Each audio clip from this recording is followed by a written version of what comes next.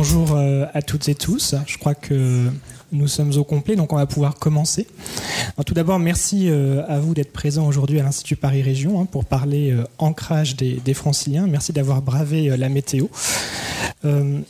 Cette question qui nous réunit aujourd'hui, c'est pas une question nouvelle à l'Institut. On a déjà eu l'occasion de la traiter par le passé. Je pense notamment au travail qui avait été engagé dans un cycle de séminaire avec l'ENS sous ta houlette, Brigitte, sur la fabrique identitaire du Grand Paris, et en particulier à une communication qu'avait faite Léo Fauconnet, qui est là aujourd'hui, directeur de la mission gouvernance, qui s'est intéressé au sentiment d'appartenance et à l'identité territoriale dans le Grand Paris, avec pour sous-titre « Une communauté métropolitaine déjà là ». Et je pense qu'on peut vraiment tracer un fil avec ce questionnement qui s'interroge en fait sur l'existence d'un référent collectif dans notre région, un référent collectif qui peut nourrir l'implication de ses habitants, qui peut constituer une représentation territoriale et donc politique, et bien sûr donc légitimer une gouvernance particulière de ce territoire. Alors, en toile de fond, se poser évidemment des questions d'échelle, de frontières. Ça, aujourd'hui, on va aborder ces questionnements-là, mais peut-être moins sous l'angle absolu du territoire que des échelles vécues, des échelles auxquelles se raccrochent les gens, dont se déclarent les gens.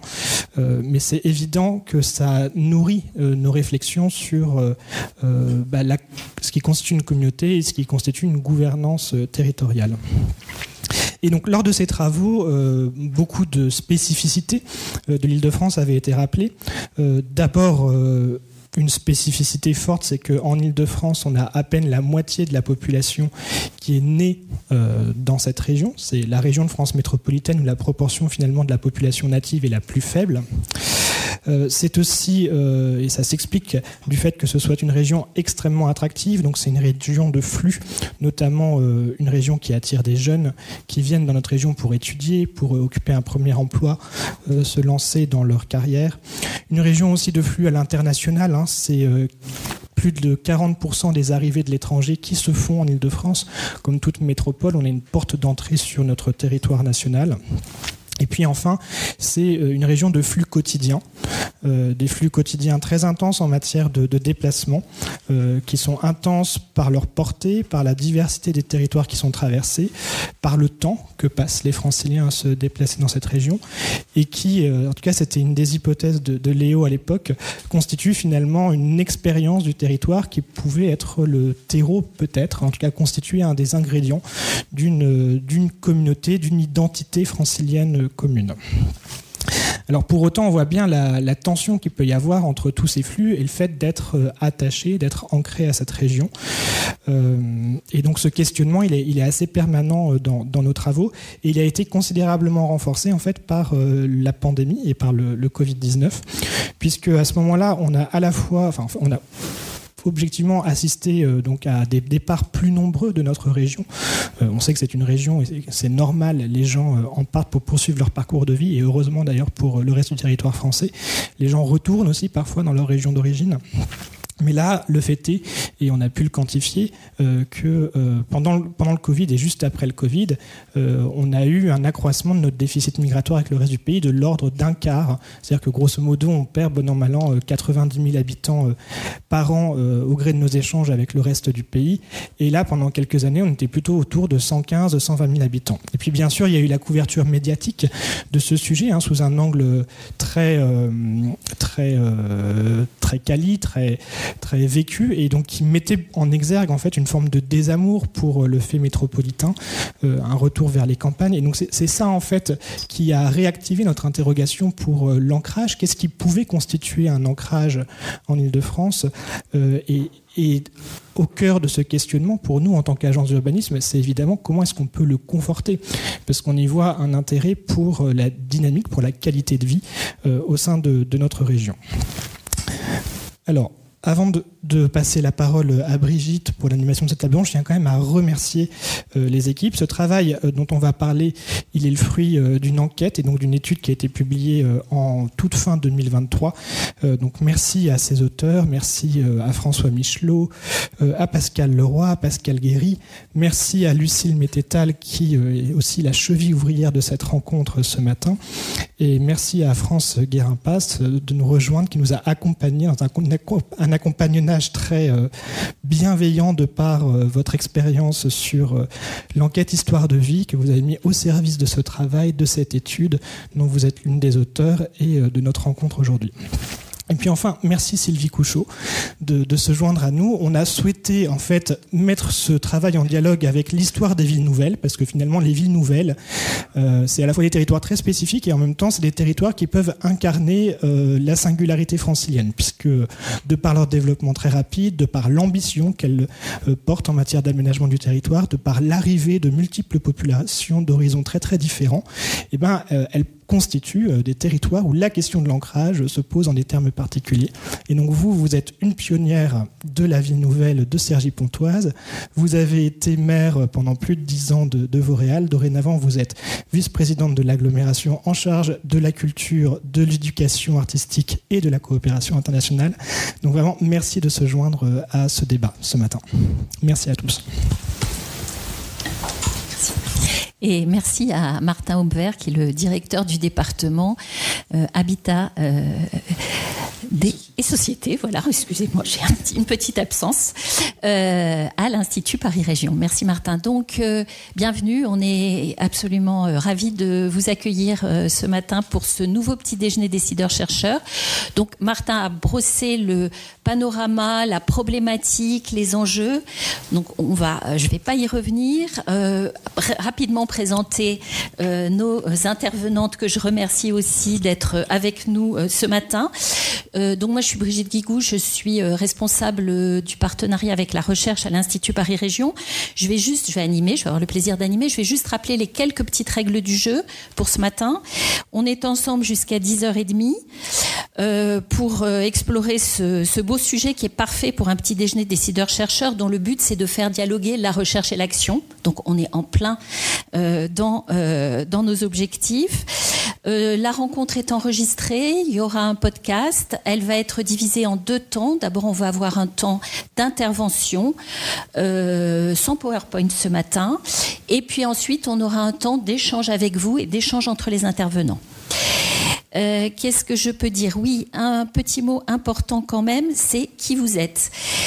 On a ce matin un public qui est extrêmement divers dans les organisations qui sont représentées et dans les fonctions que vous occupez. C'est assez souvent le cas, mais là c'est encore plus le cas aujourd'hui, avec des chercheurs, des étudiants, un certain nombre de bureaux d'études, un certain nombre de think tanks, quelques collectivités et puis des associations.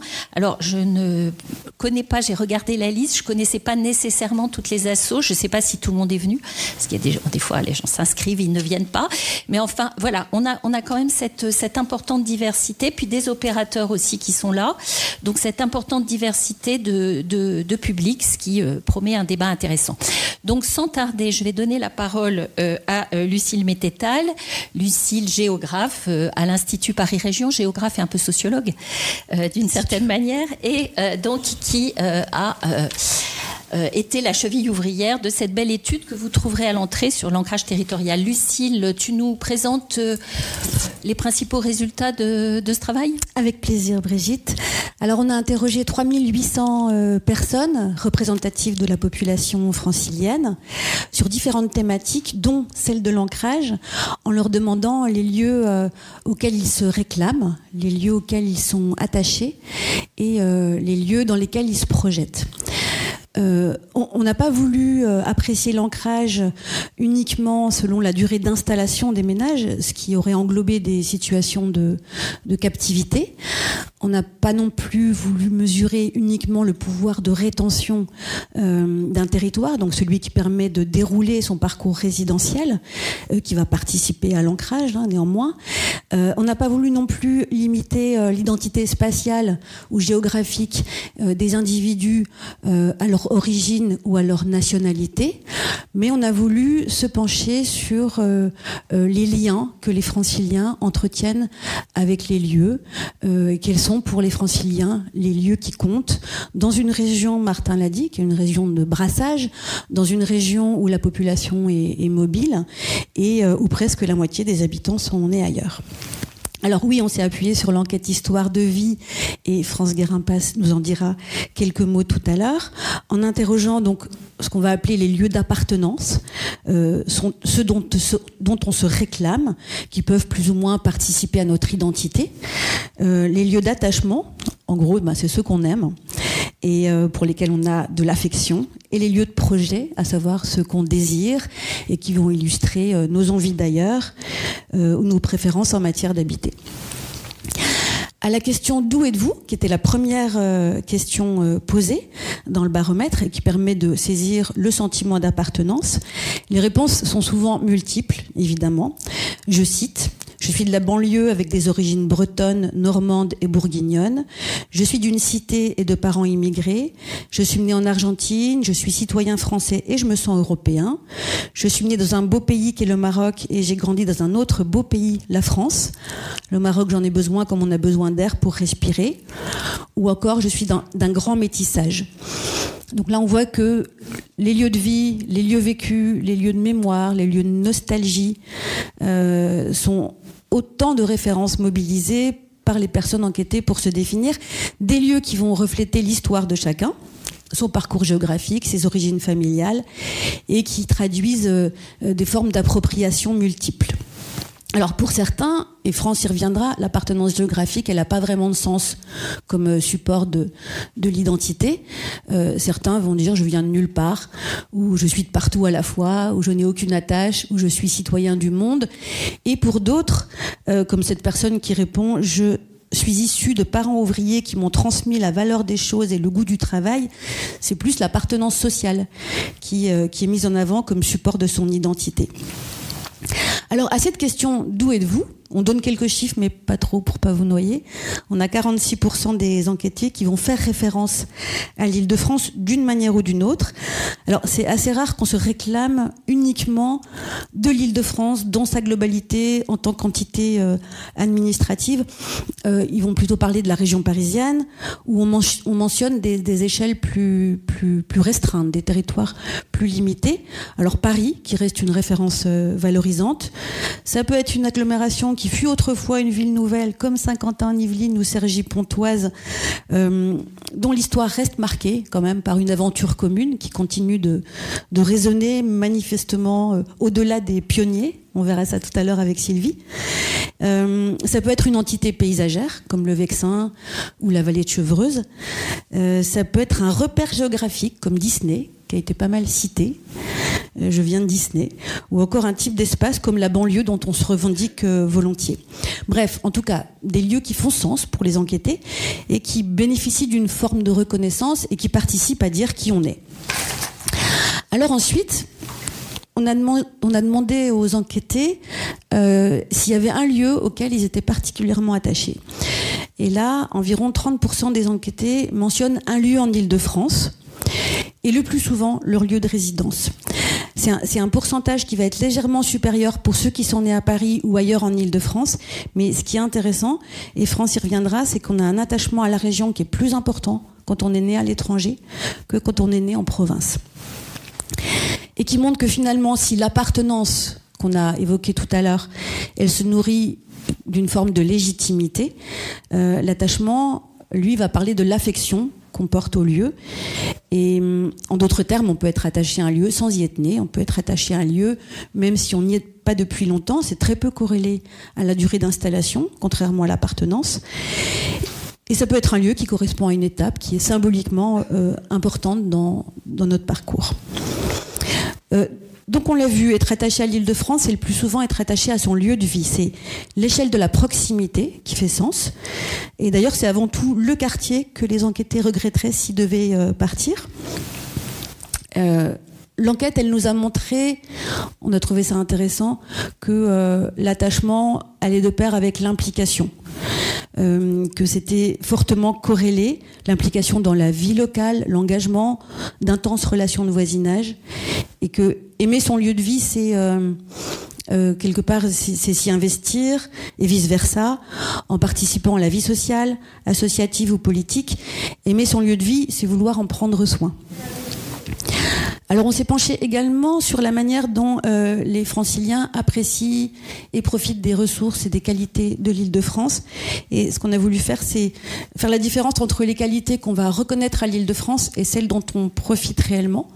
Et cet écart, il est intéressant parce qu'il permet d'observer des renoncements dus à des distances à parcourir trop longues, à des vies complexes et peut-être des frustrations. Alors très vite, on voit que les transports en commun, l'accès aux autres régions, l'emploi, l'offre événementielle, le patrimoine ou encore la diversité culturelle des habitants sont des qualités à la fois les plus reconnues et à la fois celles dont on profite. Là où d'autres aménités, d'autres ressources comme la vie nocturne ou les massifs forestiers sont des qualités reconnues mais dont profite seulement une minorité. Voilà, donc faisons référence, on l'a dit, à des vies contraintes et aux distances à parcourir pour profiter de ces ressources. On a interrogé les franciliens sur leur lieu de projet, leur désir pour l'avenir. Et quand ils évoquent l'avenir, les personnes interrogées sont aussi nombreuses à vouloir rester en Île-de-France qu'à vouloir partir. Celles qui se projettent en Île-de-France veulent en réalité rester sur leur lieu de vie actuel, ce qui peut illustrer la difficulté des ménages à dérouler leur parcours résidentiel quand ils souhaitent changer de lieu de vie pour des raisons peut-être évidentes de prix du logement, là où finalement on se dit que tous les contextes, toutes les ambiances et tous les modes d'habiter existent en Île-de-France. Néanmoins, changer de logement, c'est finalement aller ailleurs. Alors on se projette évidemment d'autant plus en Île-de-France qu'on est attaché à la région, qu'on se sent francilien, qu'on est engagé ou impliqué dans la vie locale, qu'on a de bonnes relations avec ses voisins, qu'on signifie habiter à la campagne, qu'on a plus de 65 ans et qu'on est propriétaire ou locataire du parc social. Et le baromètre, il s'est penché sur les raisons pour lesquelles les franciliens seraient amenés à partir. C'est-à-dire qu'on avait différentes questions. Est-ce que vous allez partir ? Ou si vous deviez partir, ce serait pourquoi ? Donc c'était deux manières de poser la question un peu différentes. Et donc là, on était sur le temps long, sur une hypothèse. Et à cette question, en fait, la réponse la plus fréquente, c'est oui, je partirai pour passer ma retraite ailleurs. Viennent ensuite le coût de la vie, la pollution, le coût du logement et les canicules. Non, l'insécurité, pardon, et les canicules. Voilà, pour terminer, on a fait un peu une typologie, c'est-à-dire qu'on a voulu voir un peu quel profil d'habitants se dégageait en croisant un peu tous ces éléments d'appartenance, d'attachement, se sentir bien sur son lieu de vie, profiter des ressources du territoire, etc. On voit que près d'un tiers des franciliens ont finalement un faible ancrage. Ils ne se sentent pas bien là où ils vivent et aspirent à quitter l'Île-de-France. On les a appelés les contraints de passage. Un quart des franciliens semblent plutôt épanouis là où ils vivent et profitent des opportunités de la région, mais en fait, ils sont attachés à aucun lieu. Ils sont plutôt parisiens ou dans les Hauts-de-Seine. On les a appelés les urbains détachés. Mais finalement, voilà, c'est un peu des opportunistes, c'est-à-dire que tout va bien pour eux, mais ils ne manifestent aucun attachement à leur lieu de vie ou à la région ou à un autre lieu. On a 20% des franciliens qu'on a appelés, eux, les urbains impliqués, qui apprécient leur quartier, qui ont des amis à proximité, qui se rendent des services entre voisins, qui sont très engagés localement, qui sont intarissables sur les qualités de l'Île-de-France, et ils en profitent, et qui ne projettent absolument pas de quitter la région un jour.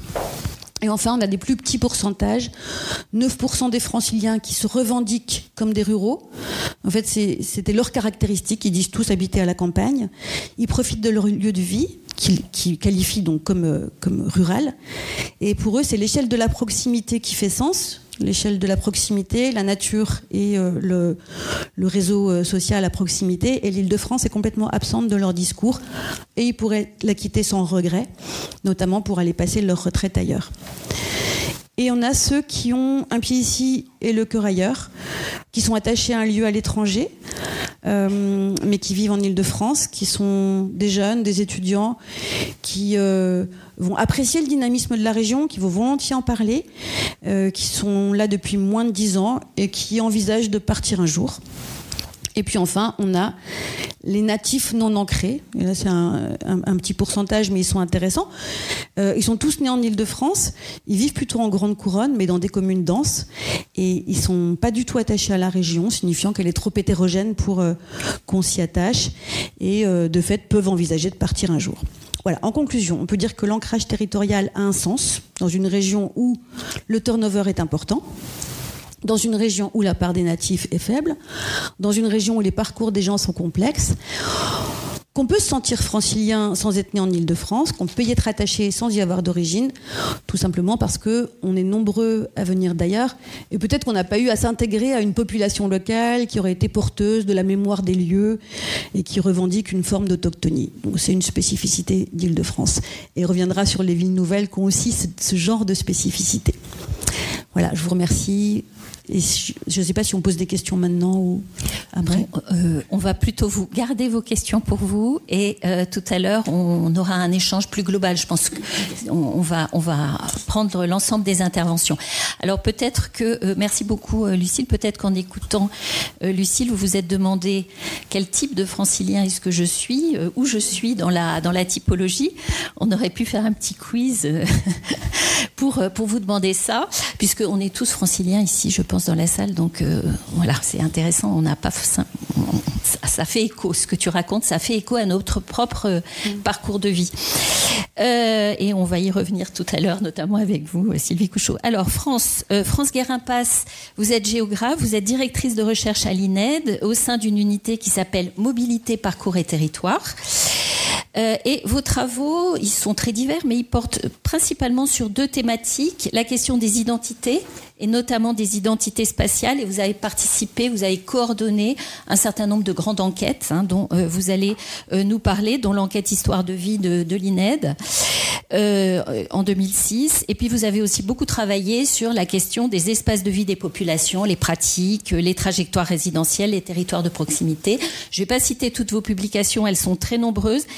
Peut-être juste 2, dont les titres sont très évocateurs. Ces lieux qui nous habitent. C'est vraiment un joli titre. Identité des territoires et territoire des identités à l'INED et enquête d'appartenance à propos de l'enquête Histoire de vie. Et vous avez collaboré à l'enquête de l'Institut Paris Région. Alors, 2 questions. La première, Lucille a utilisé de nombreux termes.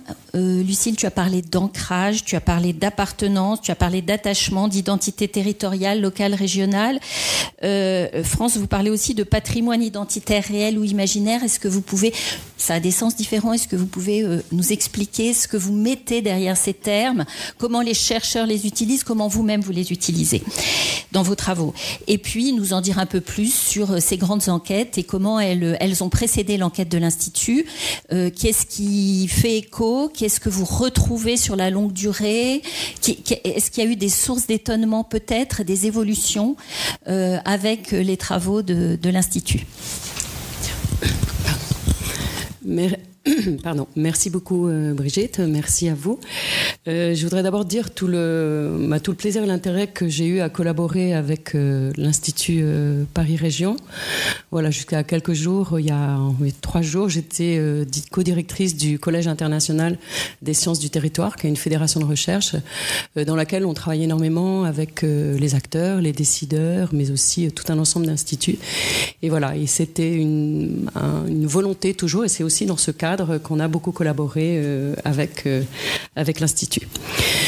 Voilà, donc revenir un peu sur ces questions-là. Donc je dirais que plus généralement, je travaille en effet comme géographe de formation. Je suis géographe et statisticienne, et je travaille à l'INED, qui est l'Institut national d'études démographiques, donc qui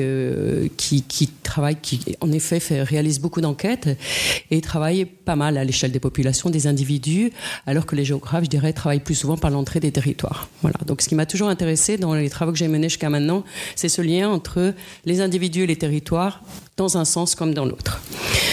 À l'INEL, je dirais qu'on s'est intéressé à ces questions dans les années 2000 dans une enquête donc sur la construction des identités, dans une lignée d'enquête qu'on avait menée sur les populations immigrées en particulier, avec l'idée de se dire finalement tout le monde a une place à trouver dans la société et plus largement que la population qui vient d'ailleurs.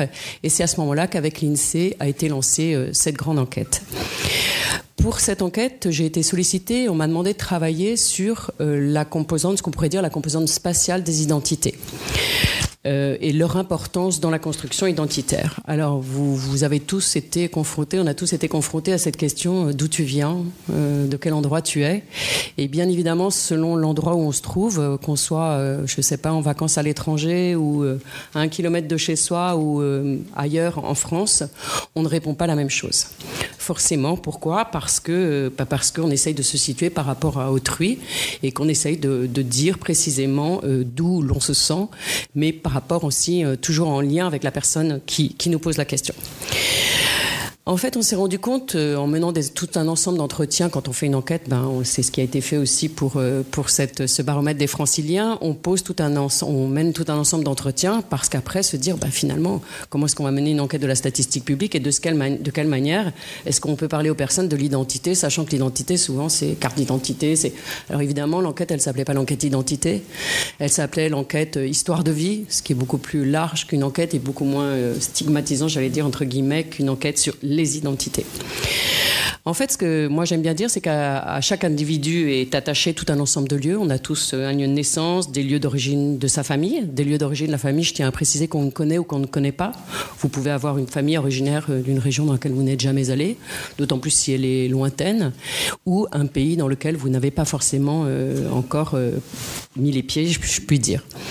Et il y a aussi tout un ensemble de lieux qui sont des lieux projetés ou imaginaires que vous avez connus d'une manière ou d'une autre. On peut y être allé à l'occasion d'un séjour d'études ou autre, dont on a entendu parler. On se rend compte que certaines personnes aussi projettent sur des lieux dont elles ont entendu parler un imaginaire et souhaitent un jour ou l'autre s'y projeter.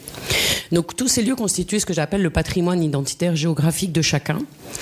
Et on se rend compte que selon les instants, les moments de la vie, selon le moment, comme disent les démographes, où on est dans son cycle de vie, on mobilise ou non tout cet ensemble de ressources identitaires que composent les lieux, mais à certains moments de la vie, on se rend compte en occulter aussi certains et les mettre à distance.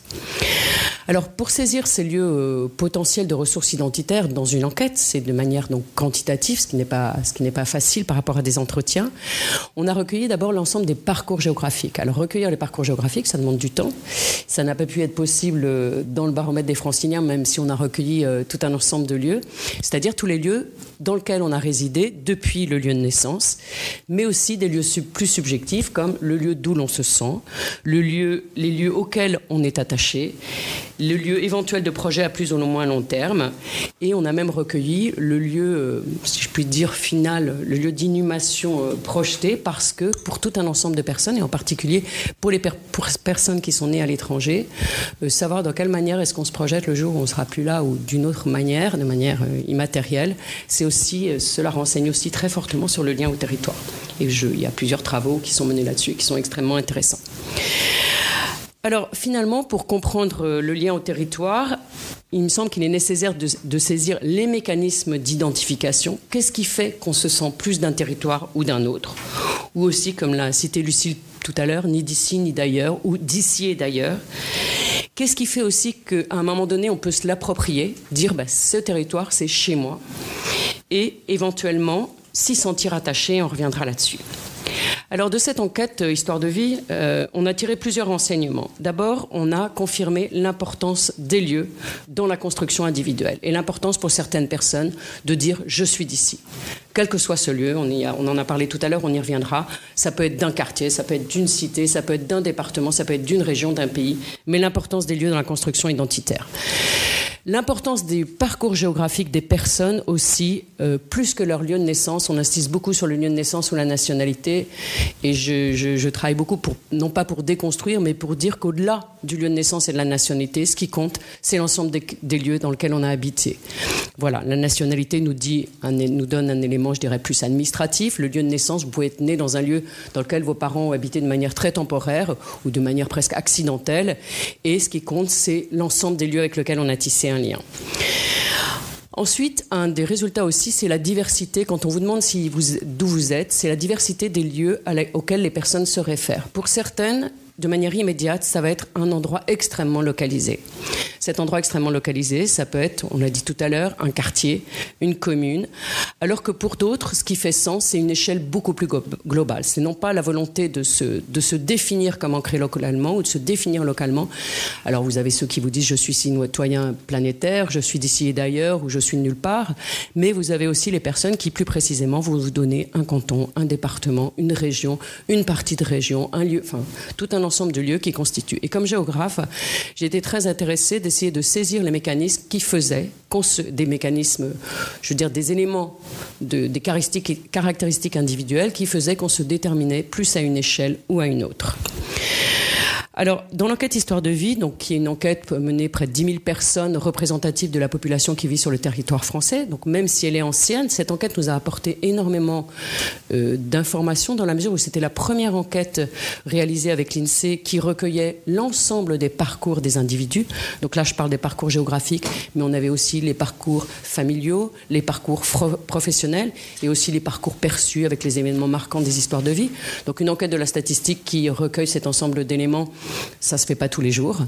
Voilà. Et donc, à la question, donc, si je vous demande d'où vous êtes, on se rend compte que plus d'une personne sur deux répond par une commune. Donc, ça veut dire qu'extrêmement localement, 55% des personnes interrogées disent que c'est la commune qui arrive, que c'est une commune qui est importante pour dire d'où elles sont.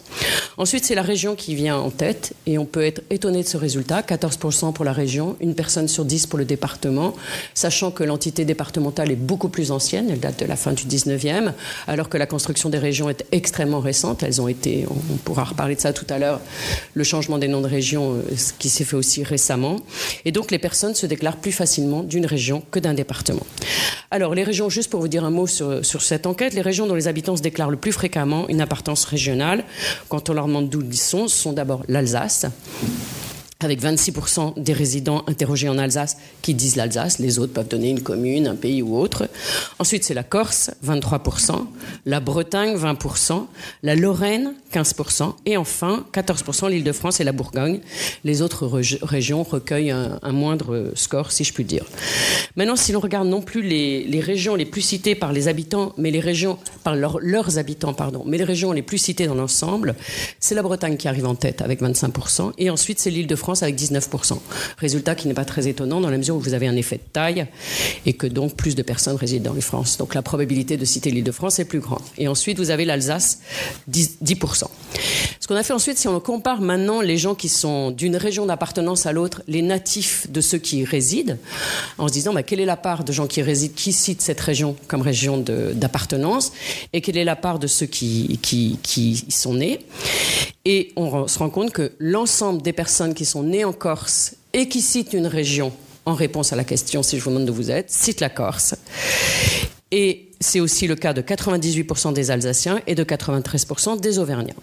En revanche, seulement un peu plus de la moitié des personnes nées dans le centre ou en Picardie citent leur région d'origine comme région d'appartenance. Et on se rend compte par exemple que pour la Picardie, les gens se réclament plus fréquemment du Nord, mais qu'à l'inverse, certaines personnes qui sont nées dans le Nord ou en Haute-Normandie vous disent « mais moi je me sens Picard ou Picarde ».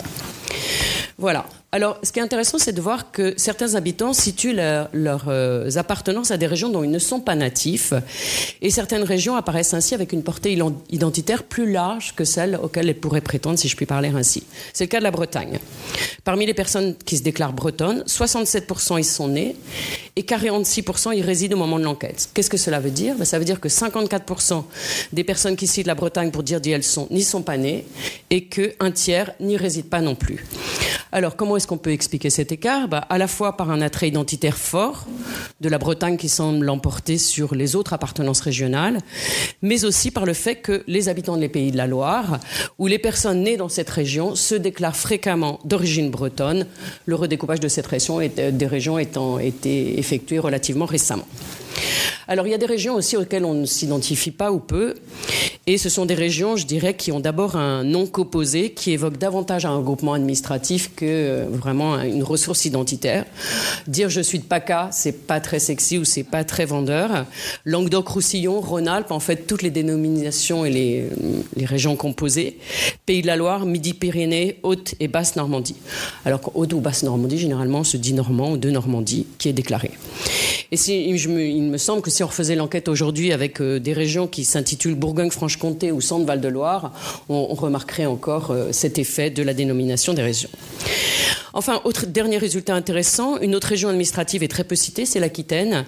Et cette dernière, alors là c'est une autre histoire, si je peux dire, un autre fait, c'est qu'on se rend compte que le Pays Basque est souvent cité et qu'à l'intérieur des régions, vous avez des entités qui sont plus fédératrices en termes identitaires, comme le Pays Basque, et du coup, on se réclame plus du Pays Basque que d'Aquitaine pour les personnes qui en font partie.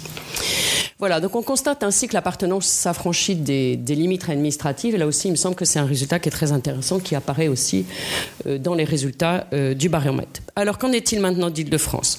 Donc, comme nous l'a dit Lucille, près de la moitié des personnes qui vivent aujourd'hui en Île-de-France se disent d'une manière ou d'une autre d'Île-de-France, que ce soit de Paris, d'une commune, de la région. Là encore, c'est l'échelle de la commune qui arrive en tête, même si cet effet est moins marqué que dans l'enquête Histoire de vie, sauf qu'ici, on est dans l'enquête sur l'Île-de-France et non pas représentative à l'ensemble du pays. Et maintenant, on se rend compte, et ça j'ai trouvé que c'était aussi comme géographe un résultat très intéressant, c'est que selon le lieu de résidence, les résultats diffèrent sensiblement. Si on demande aux Parisiens d'où ils sont, 39% se disent parisiens et 8% sont plus précis et donnent un arrondissement de Paris.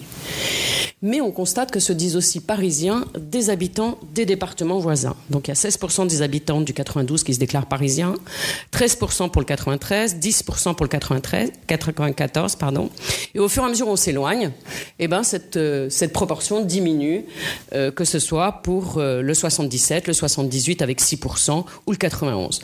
Donc il semblerait que plus on vit à proximité de Paris, plus on se sent entre guillemets légitime pour se déclarer parisien.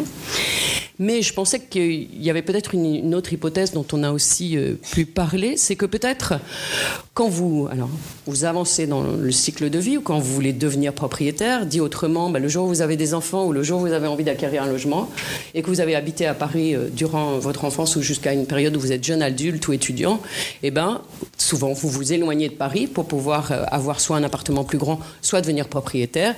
Et ce qui pourrait expliquer aussi que même si vous êtes parti habiter dans un département limitrophe de Paris, vous continuez à vous dire moi je suis parisien, et que vos pratiques spatiales, et c'est là où il faudrait regarder les pratiques spatiales, continuent à se situer pour la plupart au sein de Paris. Donc, et à l'inverse, on remarque que se déclarer d'Île-de-France s'accroît en s'éloignant de Paris. C'est-à-dire que plus on s'éloigne de Paris, plus la proportion de se déclarer d'Île-de-France est importante. On a 10% pour les habitants de l'Essonne, alors que 1% des Parisiens se disent d'Île-de-France. Donc très rapidement, sur la suite, quel autre juste résultat ? Alors, Lucille l'a évoqué tout à l'heure, donc qu'en est-il des personnes nées à l'étranger ? En premier lieu, un résultat que je trouve très intéressant, c'est que moins d'un quart des personnes qui sont nées à l'étranger, 23%, se déclarent originaires d'un lieu à l'étranger. Alors, c'est pas tant le sujet aujourd'hui, mais je trouve que c'est très important de se dire que finalement, ces lieux de référence, ces lieux d'ancrage, ils signifient tout un ensemble de choses bien au-delà des lieux dans lesquels on est né. Et 12% d'entre elles se déclarent... 12% de personnes nées à l'étranger se déclarent parisiens ou parisiennes, 7% d'une commune et le reste d'un département ou de la région parisienne. Alors, on ne l'a pas dit tout à l'heure, mais je voudrais insister juste sur une petite question qui avait été posée. Donc, on a demandé si je vous demande d'où vous êtes, que répondez-vous ? Beaucoup d'autres questions. Et à un moment donné, on a posé la question de manière fermée. Fermée signifie qu'on propose un ensemble de modalités de réponse. Est-ce que vous vous sentez francilien ? Donc, même si les personnes nous avaient répondu « je me sens du Poitou, Charente » ou « je corse », on leur posait la question à un moment donné « est-ce que vous vous sentez francilien ?» Tout à fait, un peu, pas vraiment ou absolument pas. À cette question, 39% répondent tout à fait, 34% un peu, 17% pas vraiment et 10% absolument pas.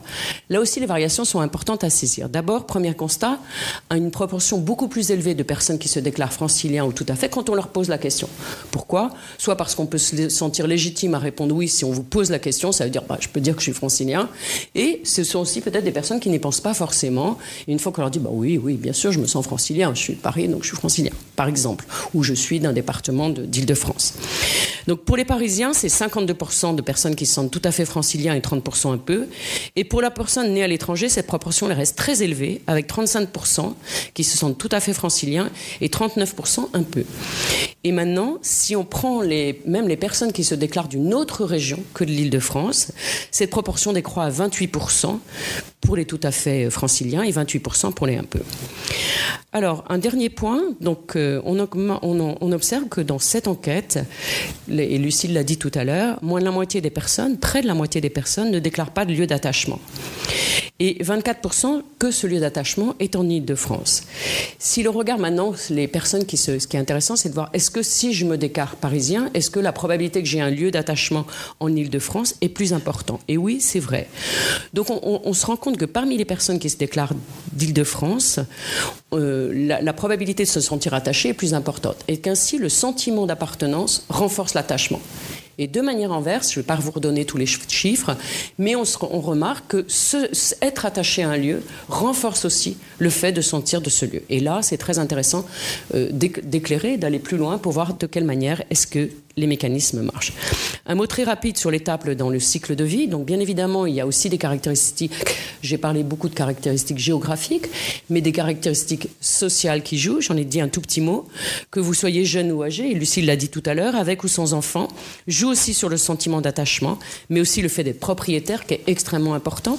Est-ce que je suis attaché à un lieu parce que je suis devenu propriétaire en ce lieu, ou est-ce que, puisque j'étais attaché à ce lieu, j'ai essayé d'y devenir propriétaire en ce lieu, et que du fait, cet attachement se renforce. Donc là aussi, c'est une question qui est importante à creuser. Voilà.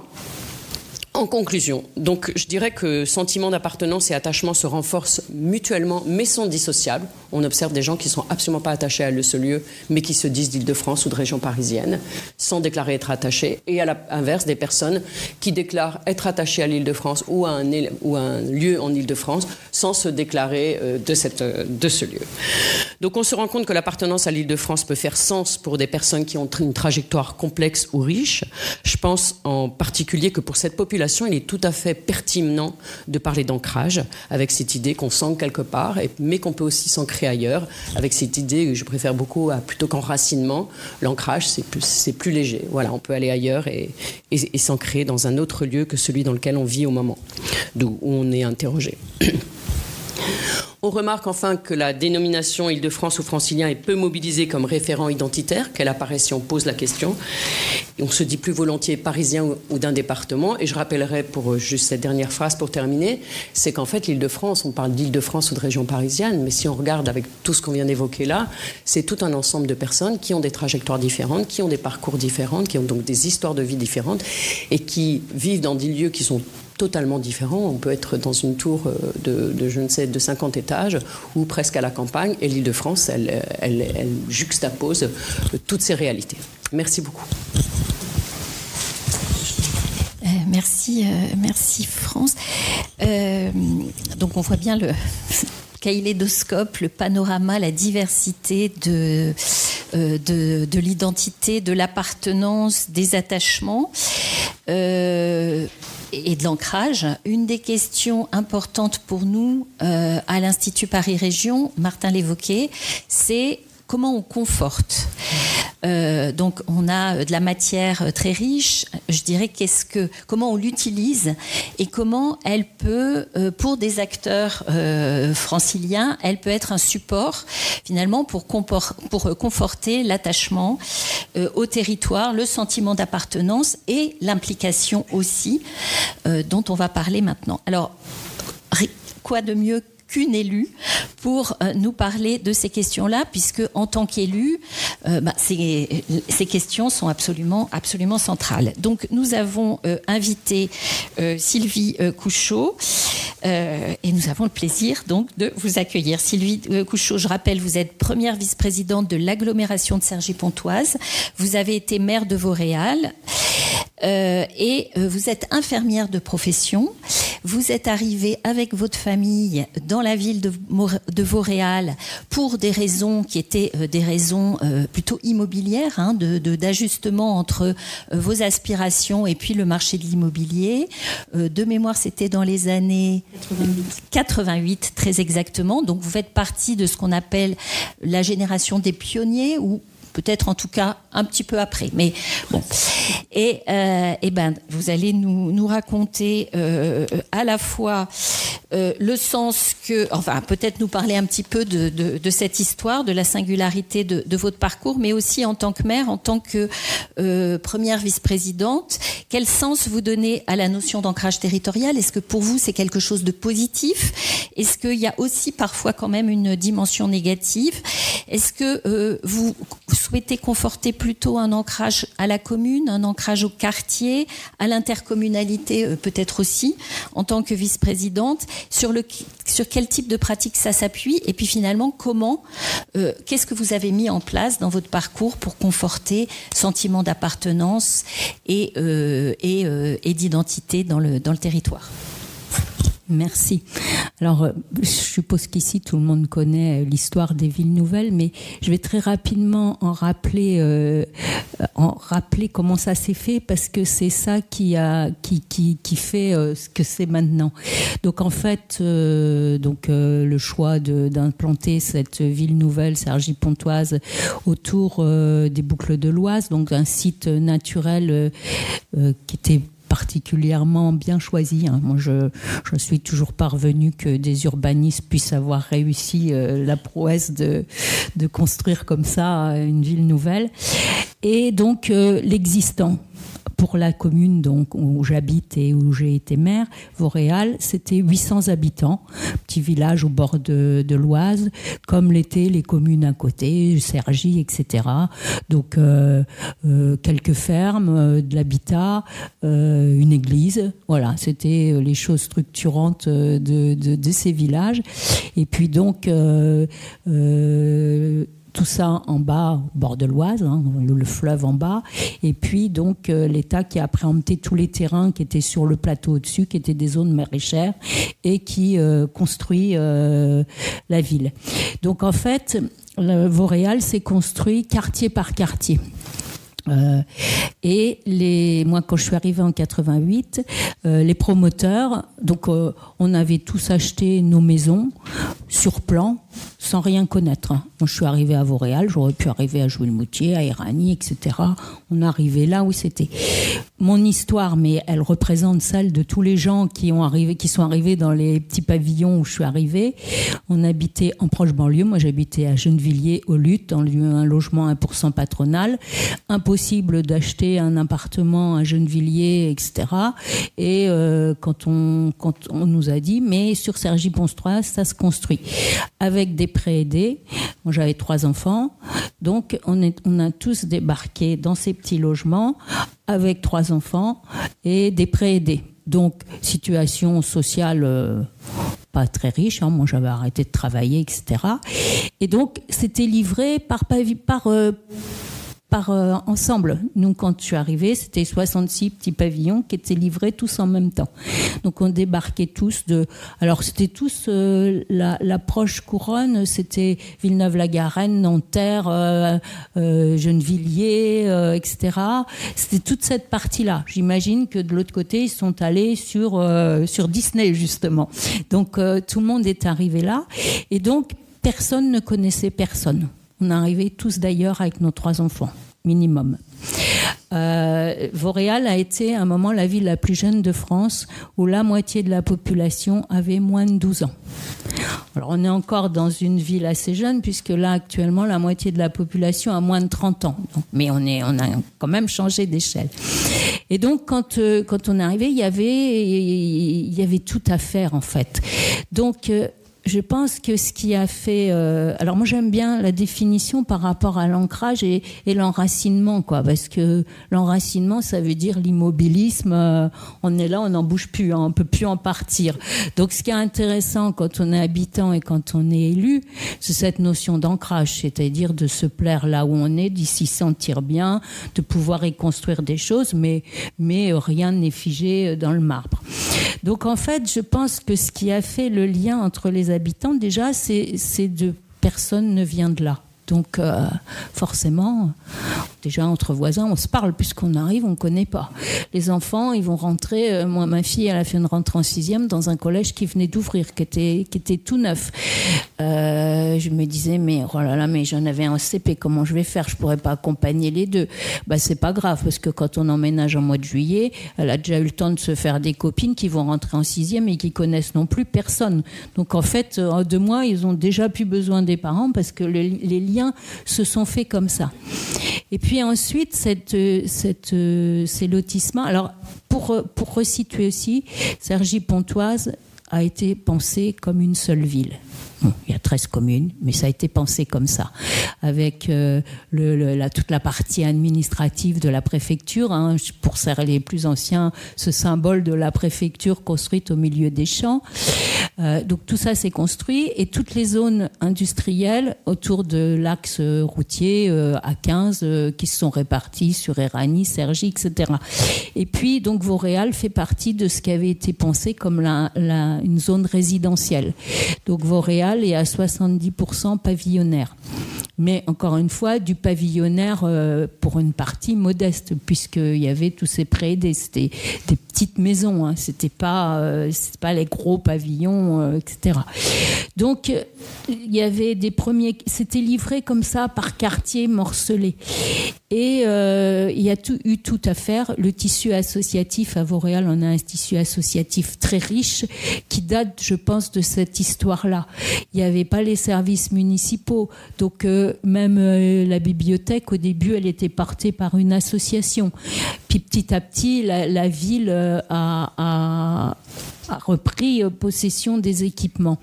Mais il y a eu, je pense que ça a fait quelque chose d'autre. Alors avec aussi, pas oublier la richesse en termes de différentes nationalités. Je me tourne vers mes collègues là. Combien de nationalités à Vauréal? Plus d'une centaine de nationalités différentes. Et tout Cergy-Pontoise est construit comme ça, avec ses origines différentes.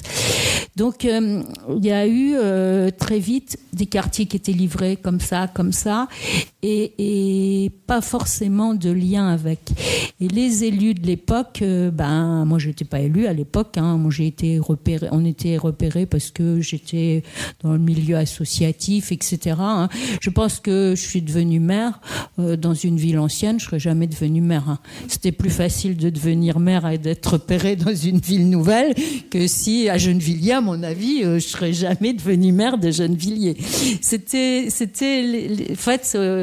les équipes se composaient comme ça, avec des habitants. Si on s'impliquait, on était repérés, on disait mais ça t'intéresse pas toi, machin, etc. Moi j'ai commencé avant-dernière sur la liste, et puis voilà. Mais c'est l'histoire. Mais c'est l'histoire de Vauréal, quoi. Enfin de Cergy-Pontoise. Je viendrai après sur l'ancrage. Je pense que l'ancrage, il était en premier lieu sur la ville.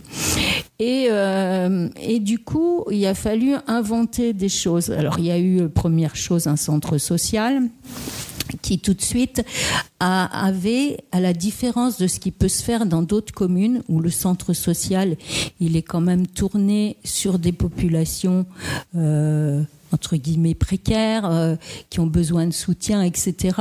Là, à ce moment-là, le centre social, il était le centre social de tout le monde, quoi. Il n'y avait pas cette spécificité qui peut y avoir ailleurs où les catégories sociales plus classe moyenne vont se dire c'est pas un lieu pour moi. Donc il y a énormément de choses qui sont parties de ce centre social et qui perdurent du coup, même si maintenant il y a une évolution. Il y a quand même ça demande du travail, mais il y a une mixité à l'intérieur de ce lieu, quoi. C'est lié à l'histoire. Je pense que c'est plus difficile à Pontoise, par exemple. Donc après, dans les questionnements qu'on avait, on a le maire de l'époque, au lieu de faire des maisons de quartier dans différents quartiers, a fait le choix d'avoir des maisons thématiques, parce qu'il y avait déjà l'idée qu'il fallait que les gens s'emparent partent de la ville et ne restent pas dans leur quartier. Donc, par exemple, il a fait une maison des arts plastiques où toutes les associations qui étaient en lien avec les arts plastiques, poterie, etc., étaient à tel endroit. Une maison thématique, une maison des jeux, par exemple, de façon à ce que les habitants circulent dans la ville pour ces différentes raisons. Mais après, il y avait tout à construire. Par exemple, une église. Ça paraît anecdotique, mais il y a une petite église au village qui était très éloignée des habitants. Donc, il y a une communauté catholique, ils ont construit une église sur le plateau, qui du coup n'appartient pas à la ville. Pas l'entretien ne lui revient pas. Et puis du coup, avec cette population très diverse, à partir du moment où il y avait une église, on s'est dit quand même, il faut une mosquée, quoi. Enfin, il y avait une population de confession musulmane qui était relativement importante. Donc on a construit une mosquée. Je pense qu'il y a un temple protestant aussi. Je pense que ces lieux-là favorisent l'ancrage. Je veux dire, ça veut dire qu'on est reconnu que ce que l'on est. Après, il y a eu la montée en puissance des équipements culturels. On a une médiathèque, etc. Et il y a eu une spécificité particulière en urbanisme, c'est que nous n'avions pas de centre-ville. Et là, c'est mon prédécesseur qui avait une vision... Il n'était pas urbaniste, il était prof d'anglais, mais il avait, je ne sais pas, il aurait pu être urbaniste dans une autre vie. Il s'est dit, il faut qu'on fasse un centre-ville. Et l'idée du centre-ville, c'était tout de suite l'idée de unir les quartiers, qu'il y ait une centralité. Alors, il y avait aussi une raison pratique, c'est qu'on avait toujours la petite mairie du village et que c'était plus tenable. La salle des mariages, quand il y avait des mariages avec 150 personnes dans cette petite salle et qui se succédaient, avec des embouteillages pas possibles, donc il fallait construire une mairie. Et puis une mairie, c'est une identité aussi, c'est quelque chose de fort. Donc on a fait, à ce moment-là, il a fait, moi j'étais élue, mais on a fait des consultations importantes, des groupes, des consultations d'habitants avec du brainstorming. En fait, le thème, c'était rêver votre ville, rêver votre centre-ville. Et donc, il y a eu des élus qui se sont réunis, il y a eu les fonctionnaires, il y a eu les habitants qui se sont réunis. Et ce qui était assez marrant pour une ville nouvelle, c'est que tout le monde rêvait son centre-ville de la même manière, façon village, avec la mairie, le manège, une fontaine, avec des terrasses. Voilà, tout le monde avait cette même vision. Et donc, ensuite, ça a été encore plus loin. On a fait appel à des cabinets d'architectes. Il y a eu trois propositions retenues et on a fait un vote des habitants pour choisir le type d'urbanisme. Et ça a été une réussite, mais phénoménale. Le nombre, j'ai pas les chiffres, mais le nombre de personnes qui se sont déplacées pour voter, pour choisir l'urbanisme du centre-ville, ça a été assez fantastique. Alors, ce centre-ville, il est parfois décrié par les architectes parce qu'on nous a dit c'est un pastiche de Disney. Il a quelque chose d'un peu traditionnel, sauf que les gens l'adorent. C'est quelque chose et que ce centre-ville, il a réellement uni les quartiers. Alors, on avait fait aussi quelque chose, c'est-à-dire qu'il y avait la mairie et il y a un cinéma municipal avec une salle de théâtre, avec un hall commun à la mairie. On nous a prédit les pires choses. Ouais, votre hall, il va être squatté, vous vous rendez compte le soir, machin, etc. Ça fait maintenant, je sais pas, 15 ans, 20 ans peut-être, ouais. Ça n'a jamais été squatté, pas de dégradation. Donc on rentre dans le hall de la mairie. D'un côté, il y a tout le bâtiment administratif et de l'autre, il y a la salle de spectacle et cinéma. Les terrasses vivent, le manège est là et la fontaine a de l'eau qui coule. Et donc, c'est assez atypique, je pense, dans une ville, d'avoir le centre-ville qui se construit après. Ce qui nous permet d'avoir en centre-ville des équipements structurants.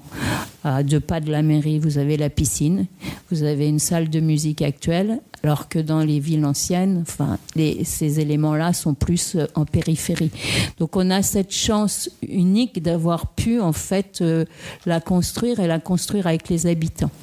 Et il y a quelque chose auquel j'ai repensé, je l'ai vu après. l'histoire du cimetière. À Vauréal, on avait, comme la ville ancienne, dans le village, un cimetière. Ce cimetière, il est devenu trop petit. Et la communauté d'agglomération de Cergy-Pontoise a un cimetière intercommunal et excentré qui est à 7 km, mal desservi par les transports. Mais c'est surtout que les Vauréaliens, ils ne veulent pas être enterrés à un cimetière intercommunal. Ils veulent être enterrés dans leur ville. Et donc là, on a pris la décision, donc dans notre programme, la construction d'un nouveau cimetière sur la partie nouvelle, sur le plateau, et de manière en plus à pouvoir avoir un carré confessionnal, etc., etc. Et ça fait bizarre de parler d'ancrage et de se dire qu'on parle cimetière, mais je pense qu'un cimetière, ça permet aussi cet ancrage. Et du coup, même s'il est à 7 km, l'idée de ne pas pouvoir enterrer quelqu'un, un proche, dans la ville où on se sent bien, je pense que ça contribue à ça. Alors, je pense que les Vauréaliens, alors c'est pas la ville idéale, ne croyez pas que tout est mirifique, tout est merveilleux, on n'est pas dans un monde imaginaire, Donc il y a toujours du travail à faire. On a un quartier politique de la ville qui est situé dans la partie de départ. Les premiers logements sociaux qui ont été construits, c'est ce quartier-là. On subit bien évidemment, vous imaginez, le poids de l'immobilier et le manque de logements sociaux. Et donc là, on a un public qui est dans ces logements-là et qui malheureusement ne peut plus en partir.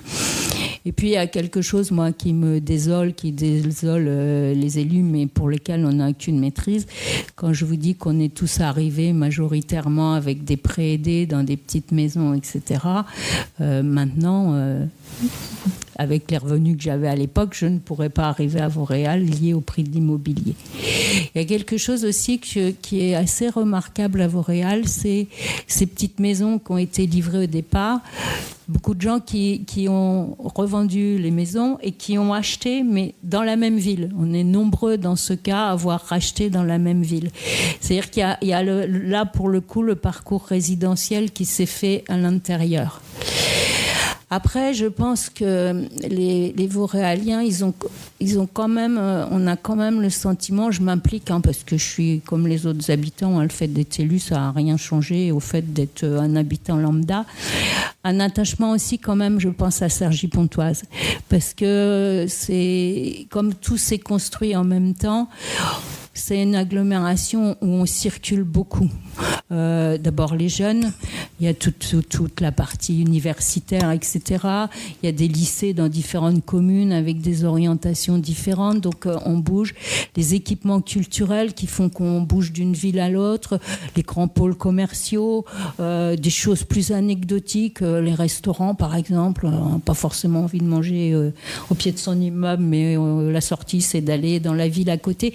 Donc je pense qu'il y a, je suis sûre même qu'il y a une appartenance à Cergy-Pontoise. Sur les autres échelles, le Val d'Oise, je suis pas sûre que les gens se disent je suis du Val d'Oise, quoi. Franchement, j'ai écouté ce que vous disiez. On va être francilien, mais du Val d'Oise, je sais pas, c'est pas un département qui, peut-être que quand on est des Yvelines, il y a une représentation différente, mais c'est pas un département qui est hyper identifié, quoi. Et je pense pas qu'ailleurs on dise qu'on est du Val d'Oise. Cergy-Pontoise. Et d'Île-de-France, vous pensez que ça fait sens pour les habitants ? Ouais, parce que les habitants ils travaillent pas tous à Cergy-Pontoise et du coup beaucoup vont travailler Paris, Proche-Couronne, etc. quoi. Donc je pense que ça fait sens. La mobilité fait sens quand on est à Cergy-Pontoise. La mobilité elle est quand même extrêmement importante, le fameux RERA, etc. Et du coup, je pense que pour le coup, pour les transports, c'est intégré à l'Île-de-France, quoi. Et est-ce que les habitants de Vauréal ou de Cergy ont le sentiment, ont conscience de l'histoire des villes nouvelles? Alors c'est peut-être une question un peu d'urbanisme, mais on est dans le lieu où les villes nouvelles ont été conçues dans les années 60. Hein, vous vous rappelez, il y a une singularité de cette histoire. Il y a une singularité de chaque ville nouvelle. Cergy, c'est la dernière, je crois. Enfin non, une des dernières, pardon. C'est la plus jolie en tout cas. C'est une des villes nouvelles qui a, on va dire, la réputation d'être agréable à vivre en tout cas et réussie. Est-ce qu'il y a un sentiment que de faire partie de cette histoire des villes nouvelles ou pas du tout? C'est une petite... Alors, je pense que ça se perd. Moi, quand je faisais l'accueil des nouveaux habitants, et mon successeur fait la même chose, on accueille les nouveaux habitants 2 fois par an, on leur fait faire le tour de la ville en bus, on raconte toute l'histoire. On a dans le hall de la mairie les photos de comment c'était avant, les champs, etc. Et puis il y a la partie village, etc. Donc on raconte toute l'histoire. Mais maintenant, je pense qu'il y a des gens, ils n'ont plus conscience de ça. Hein.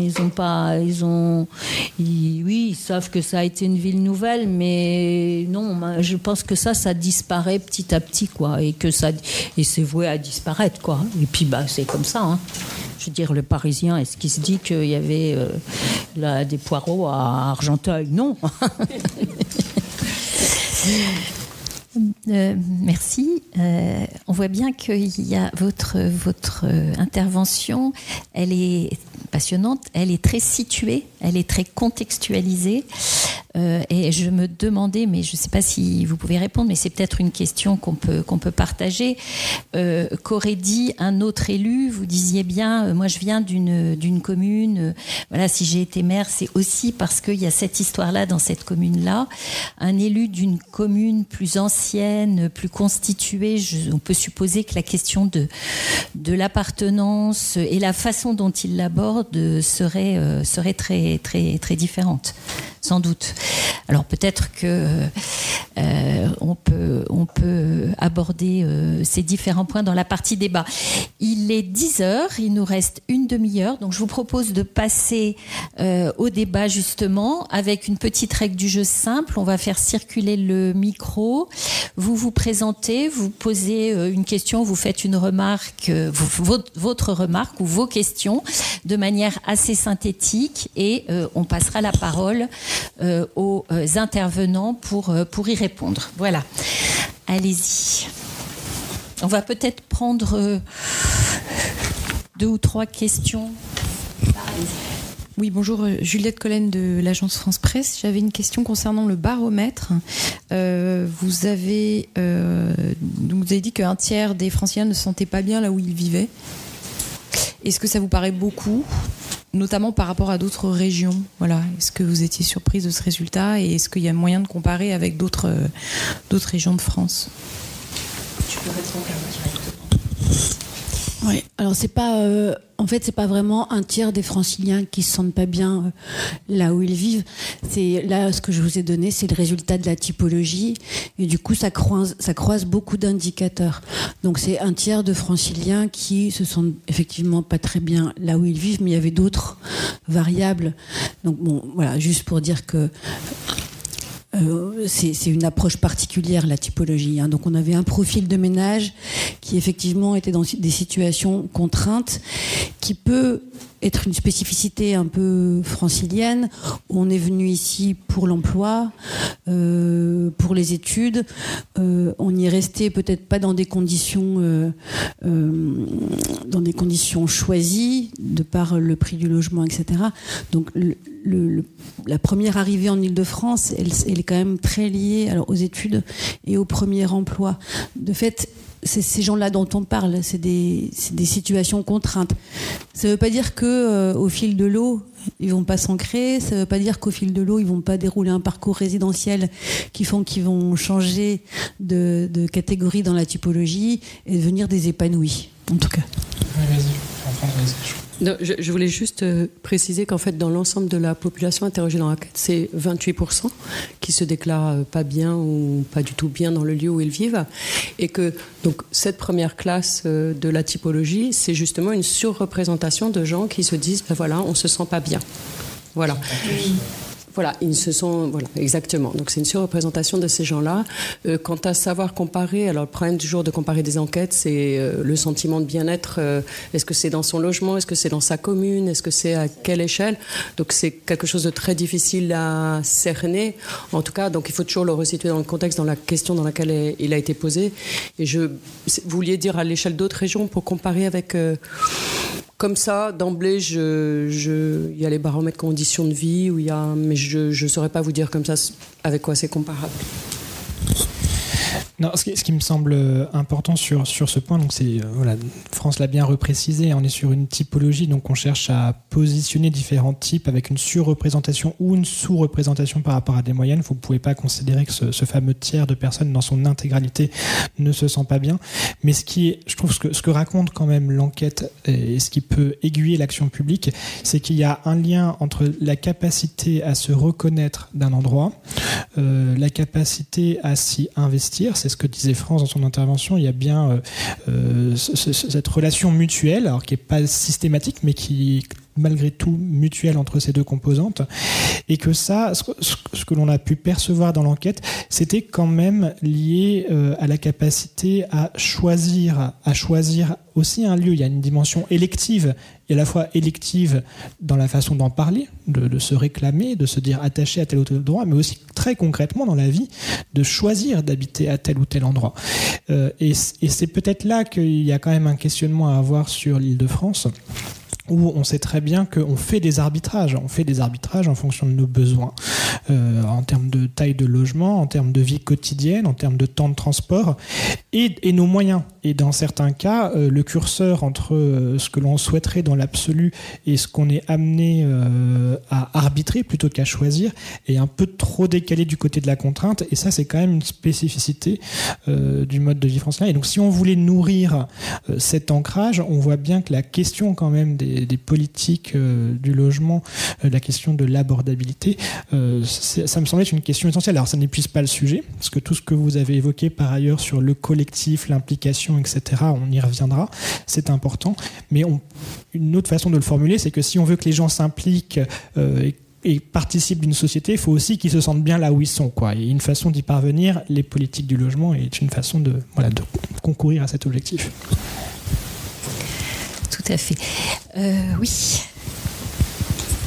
Bonjour, Camille Arnaudin. Donc moi, je suis directrice d'études qualitatives et moi j'ai une question. Est-ce que vous avez travaillé sur les conflits d'appartenance, à savoir par rapport à ce qu'a dit Sylvie, c'est-à-dire tout à l'heure le fait que tout le monde arrivait en même temps?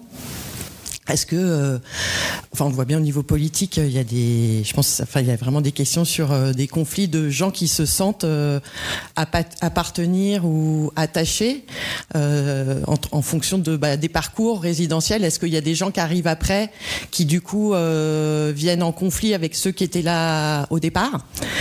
Je sais pas si je suis claire dans ma question, mais comme il y a des conflits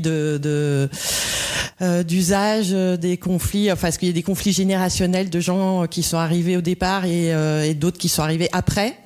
Je pense à ça. Je situe un peu ma question parce que j'ai écouté l'intervention il y a un garçon qui s'appelle Aurélien Fleury qui a écrit les citoyens ordinaires, je crois sur les électeurs du RN, qui a travaillé sur les électeurs du RN, et à savoir qui parle par exemple du fait qu'il y a des gens qui sont très dans les gens qu'il a interviewés dans région PACA, il y a des gens qui sont très en colère sur le fait que par exemple le café qui était le café PMU où on avait le droit de boire de l'alcool avant est devenu un café où on n'a plus le droit de boire de l'alcool. Donc en fait il y a vraiment des questions de génération qui sont arrivées et d'ancrage et d'attachement. Et est-ce que vous avez constaté ça? Est-ce que ça se mesure? Je sais pas, voilà. C'est une question un peu vaste, mais... Ça peut se mesurer par défaut, mais je me dis qu'en fait, le sentiment d'appartenance pour des territoires dans lesquels on n'est pas né, avec lesquels on n'a pas vraiment d'histoire, pas d'origine, je me dis que c'est des territoires accueillants, avec des gens qui vont pas revendiquer un degré d'autochtonie qui va exclure les autres, qui sont pas détenteurs de la mémoire des lieux au détriment des nouveaux arrivants, etc., etc. Donc, à l'inverse, je me dis que les territoires les moins cités sont peut-être ceux qui sont le plus porteurs justement de cette mémoire qui est appropriée par ceux qui vont revendiquer ce fameux degré d'autochtonie. Et c'est vrai qu'on ne s'est pas penché là-dessus parce que nous, on a en fait approché l'ancrage plus de manière positive.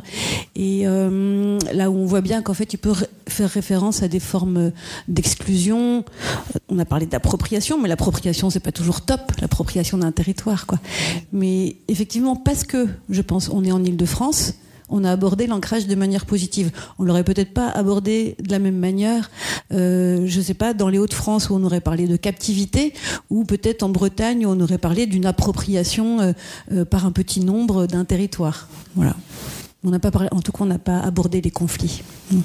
Ce que je voulais répondre à ça, c'est que ce que j'ai expliqué tout à l'heure, quand on est arrivé, nous, c'était pas choisi, hein, on est venu là sans trop savoir, alors que maintenant, les gens qui viennent, par exemple, dans cette ville de Vauréal, ils ont choisi.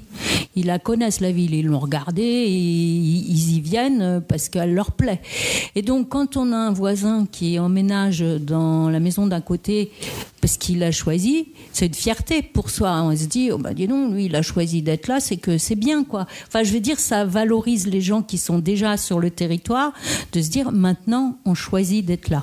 Donc, nous, on n'a pas remarqué, en tout cas, de situation particulière dans des lotissements où il y aurait, je sais pas moi, des gens qui sont, parce que les gens seraient restés, comment ça pourrait rentrer en conflit avec d'autres nouveaux arrivants. J'ai même le sentiment qu'il y a justement, il y a toujours cette truc d'accueil. Alors on trouvera toujours la situation peut-être exceptionnelle qui pourrait se passer, mais en tout cas je pense que le fait que les gens choisissent, on est fiers, on se dit oh bah c'est que je suis bien moi là, puisqu'ils viennent par choix. Je vais juste préciser, juste aussi en réponse. Alors, est-ce que la question que vous posez, est-ce qu'il s'agit vraiment d'appartenance ? Parce qu'en fait, quand vous dites dans un café, là, on a entendu par exemple Pernod Ricard qui allait soutenir Paris Saint-Germain, et les gens de Marseille disent que dans un café, plus personne ne va boire de Ricard. Bon, est-ce que c'est de l'appartenance ou non ? Ce que je veux dire, alors, moi, le terme de conflit d'appartenance, c'est plutôt, je dirais, à l'échelle individuelle, oui, ou data. C'est plutôt qu'une personne, parfois, elle a en effet des conflits internes. On en a pas parlé, mais il y a aussi des gens qui se définissent leur identité de manière négative. C'est-à-dire quand on voit qu'un territoire il est assigné de manière négative, qu'il est stigmatisé, c'est ce qu'on appelle la résurgence identitaire. Il y a des personnes qui s'en déclarent plus volontiers pour le défendre. C'est-à-dire, voilà, on dit que ce territoire, il n'y a rien, il est machin, il est insécure, enfin il y a une forte insécurité. Moi, je m'en réclame et j'en suis fière parce qu'il y a un vivre ensemble, parce que donc à la fois il y a ce fait-là, et à l'échelle individuelle, les personnes qui se disent moi je suis un peu de là, un peu de là, un peu de là, et là je dirais que c'est entre un conflit interne. Mais dans ce que vous dites sur un conflit d'appartenance, c'est peut-être et vous l'avez très bien expliqué sur les personnes qui arrivent, je ne sais pas si c'est vraiment de l'appartenance ou du vivre ensemble avec le fait, l'accueil, comme vous dites, l'être là ensemble. Voilà. Je ne sais pas si je réponds à votre question. Alors, il y avait plusieurs... Je crois qu'il y avait une question là. Avec la chemise bleue. Oui. Alors, je vous donne la parole. Allez-y, je crois que vous aviez demandé. Oui, merci. Donc, Raphaëlla Fournier du CEREMA et doctorante aussi au laboratoire du LAVU. J'avais une question sur... j'avais aussi la même question sur les comparaisons avec d'autres régions de la région francilienne. Sur les raisons, il y avait une question qui était posée dans votre baromètre sur les raisons d'un prochain départ ou d'un départ envisagé. Donc, il n'a pas été évoqué, d'après les réponses que vous avez données, la question, par exemple, du besoin de nature ou d'avoir plus d'espace.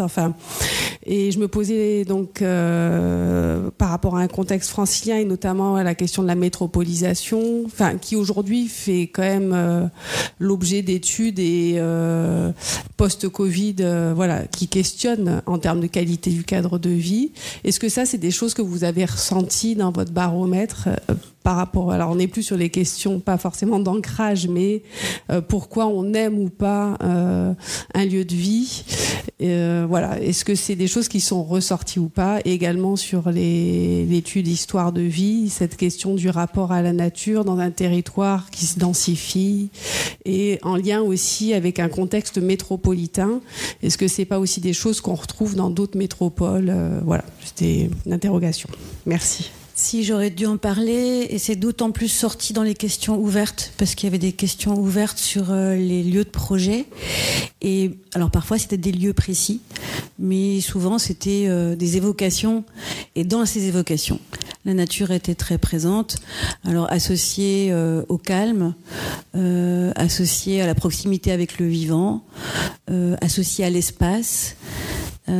Associé aussi à quelque chose de sain. On était juste après le Covid, là où la promiscuité urbaine, elle pouvait être associée à une forme de danger. Mais oui, pour vous répondre, dans les questions ouvertes et dans l'enquête Cali, parce qu'on a fait aussi une enquête Cali qui a précédé le baromètre, la nature, pour ceux qui parlaient d'ailleurs, était très très présente. Ouais. Et la maison, et le jardin, toujours. Et peut-être j'ajouterais dans les facteurs qui font que les personnes que vous avez enquêtées souhaitent rester ou partir, il y a quelque chose qui m'a frappée, c'est dans les souhaits de partir, les aménités négatives, comme on dit, la pollution environnementale, la pollution et la question des vagues de chaleur, qui est citée dans le baromètre et qui est quelque chose qui est extrêmement récent, qui n'apparaissait pas du tout dans les enquêtes antérieures il y a encore... même peut-être 5-6 ans, quoi. Et qui interroge l'action publique aussi. Je ne sais pas si France ou Sylvie, vous voulez... Nous, on a justement, on a beaucoup de zones d'espaces verts, etc. Alors c'est pas la ville qui les a fait, ça s'est implanté comme ça, et ce qui fait que il y a une attractivité sur la commune aussi par rapport à ça, quoi, vraiment. Donc ça, c'est sûr que c'est un questionnement. C'est un questionnement que tous les élus ont, avec même parce qu'il y a des habitants, ils sont dans des immeubles, pour rafraîchir, c'est compliqué.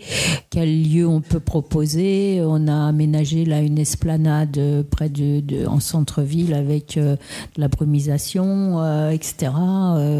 Enfin voilà, c'est un enjeu majeur, mais on a cette chance, nous, d'avoir beaucoup d'espaces verts et d'être choisis aussi pour ça. La nature à proximité. Alors, je fais un petit repérage. Qui veut prendre la parole? Est-ce que vous pouvez lever la main? 1, 2, 3, 4, 5, 6. OK. Alors, priorité à monsieur avec la chemise bleue. Et comme il est 10h15, on va peut-être là, pour le coup, maintenant, prendre 2 questions à la fois. Bonjour, je suis Samuel da Silva Passos. J'ai été étudiant en géographie aménagement et maintenant en développement rural. Je me posais quelques questions, notamment sur les fusions de communes, parce que l'année prochaine, il y aura Saint-Denis et Pierrefitte-sur-Seine qui vont fusionner.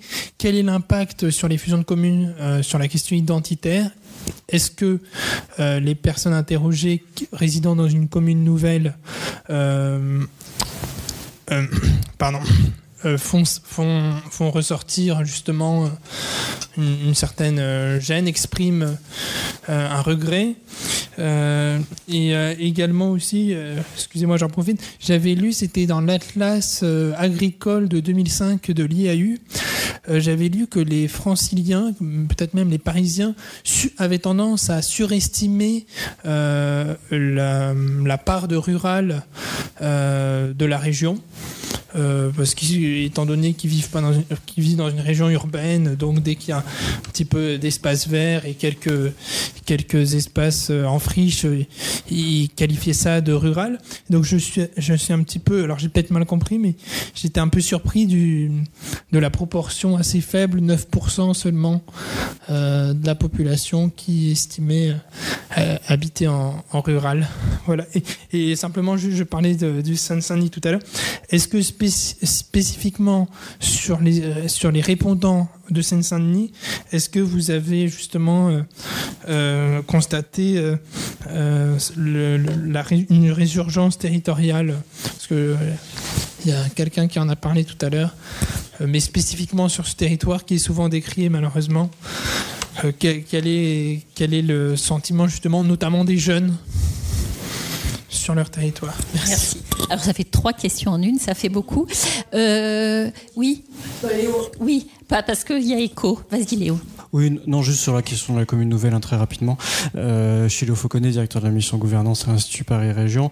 Moi, j'ai pas connaissance de travaux qui seraient intéressants effectivement à faire dans d'autres régions que l'Île-de-France, là où les mouvements de communes nouvelles ont été très importants. Je pense notamment dans l'ouest de la France sur ces questions identitaires. Donc effectivement, est-ce que ça a entraîné des débats et des évolutions dans les sentiments d'appartenance? Moi, j'ai plutôt l'intuition que partout, les fusions de communes ont plutôt été des affaires d'élus, des affaires administratives et qui ont été faites pour des raisons principalement financières et qu'elles ont plutôt entraîné des oppositions locales plus ou moins fortes qui ont pu s'apaiser dans le temps parce que les gens ont aussi compris que ça remettait pas fondamentalement en cause l'existence de leur territoire d'appartenance. Moi, je pense que Madame Couchot l'a vraiment très très bien illustré. On a eu l'exemple ce matin d'un des exemples d'intercommunalités les plus aboutis en Île-de-France, pour pas dire en France. Les villes nouvelles, c'était quand même des exemples d'intégration à une échelle supracommunale qui a été très poussée. Et malgré ça,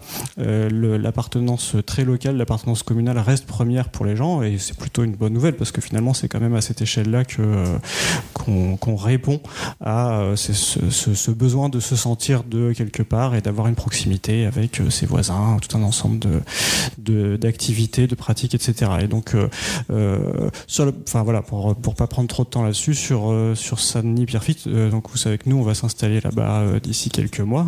L'Institut Paris Région sera plus dans le 15e. On est très attaché au 15e arrondissement, mais donc désormais, on va se projeter dans un autre territoire. Et c'est un sujet qu'on va aborder. On a déjà prévu, dans le cadre de la fusion de Saint-Denis et Pierrefitte, de les accompagner sur ce qui peut faire destinée commune entre ces deux territoires qui, malgré leur grande proximité géographique, sociologique, sont quand même des territoires qui aujourd'hui se pensent un peu différemment. Donc voilà, peut-être qu'on pourra apporter des éléments plus précis à votre question dans un futur qui est 2025.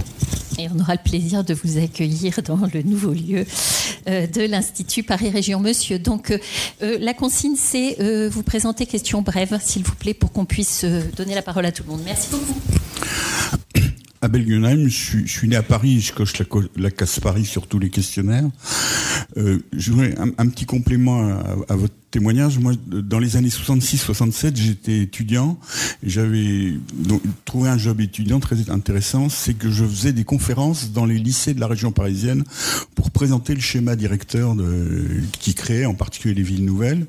Et en complément de ce que vous avez dit, c'était une époque où il y avait un optimisme sur l'avenir, un courage, et que justement la puissance publique. Alors mon employeur, ça s'appelait le district de la région parisienne. Je crois que c'était l'ancêtre de la région, quelque chose comme ça. Et donc il y avait une démarche volontariste pour vendre de l'avenir dans l'optique qui était celle d'alors de l'an 2000. C'était le paradis, et les choses ont complètement changé. C'est-à-dire on n'a plus cette vision optimiste. Et j'ai une question brève. Le racisme, la xénophobie, c'est pas des trucs bien, sauf dans un cas, c'est parisien. C'est-à-dire, parisien, c'est le seul adjectif sur lequel tout le monde peut dire du mal. On peut pas dire d'un Bordelais ou d'un Lyonnais, mais parisien, tout le monde est d'accord pour dire que c'est quelque chose de pas bien. J'aimerais savoir si cet aspect, ça fait partie de vos réflexions. Pourquoi le terme parisien... Enfin, je sais pas, vous n'avez pas l'air d'accord avec ce que je dis, mais essayez sur les réseaux sociaux de dire je suis parisien, vous verrez ce qui se passera. On le cache, mais...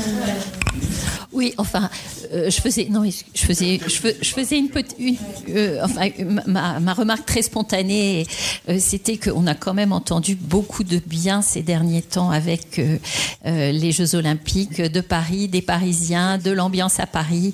Donc les choses ne sont pas gravées dans le marbre. C'est une question complexe, difficile. Non, mais Paris, je sais pas, c'est un peu une ville d'héritiers. Donc ceux qui ont la chance d'habiter à Paris peuvent être un peu détestés par le reste des franciliens. Enfin, je sais pas. Puis c'est hyper valorisant d'habiter à Paris. C'est une chance inouïe.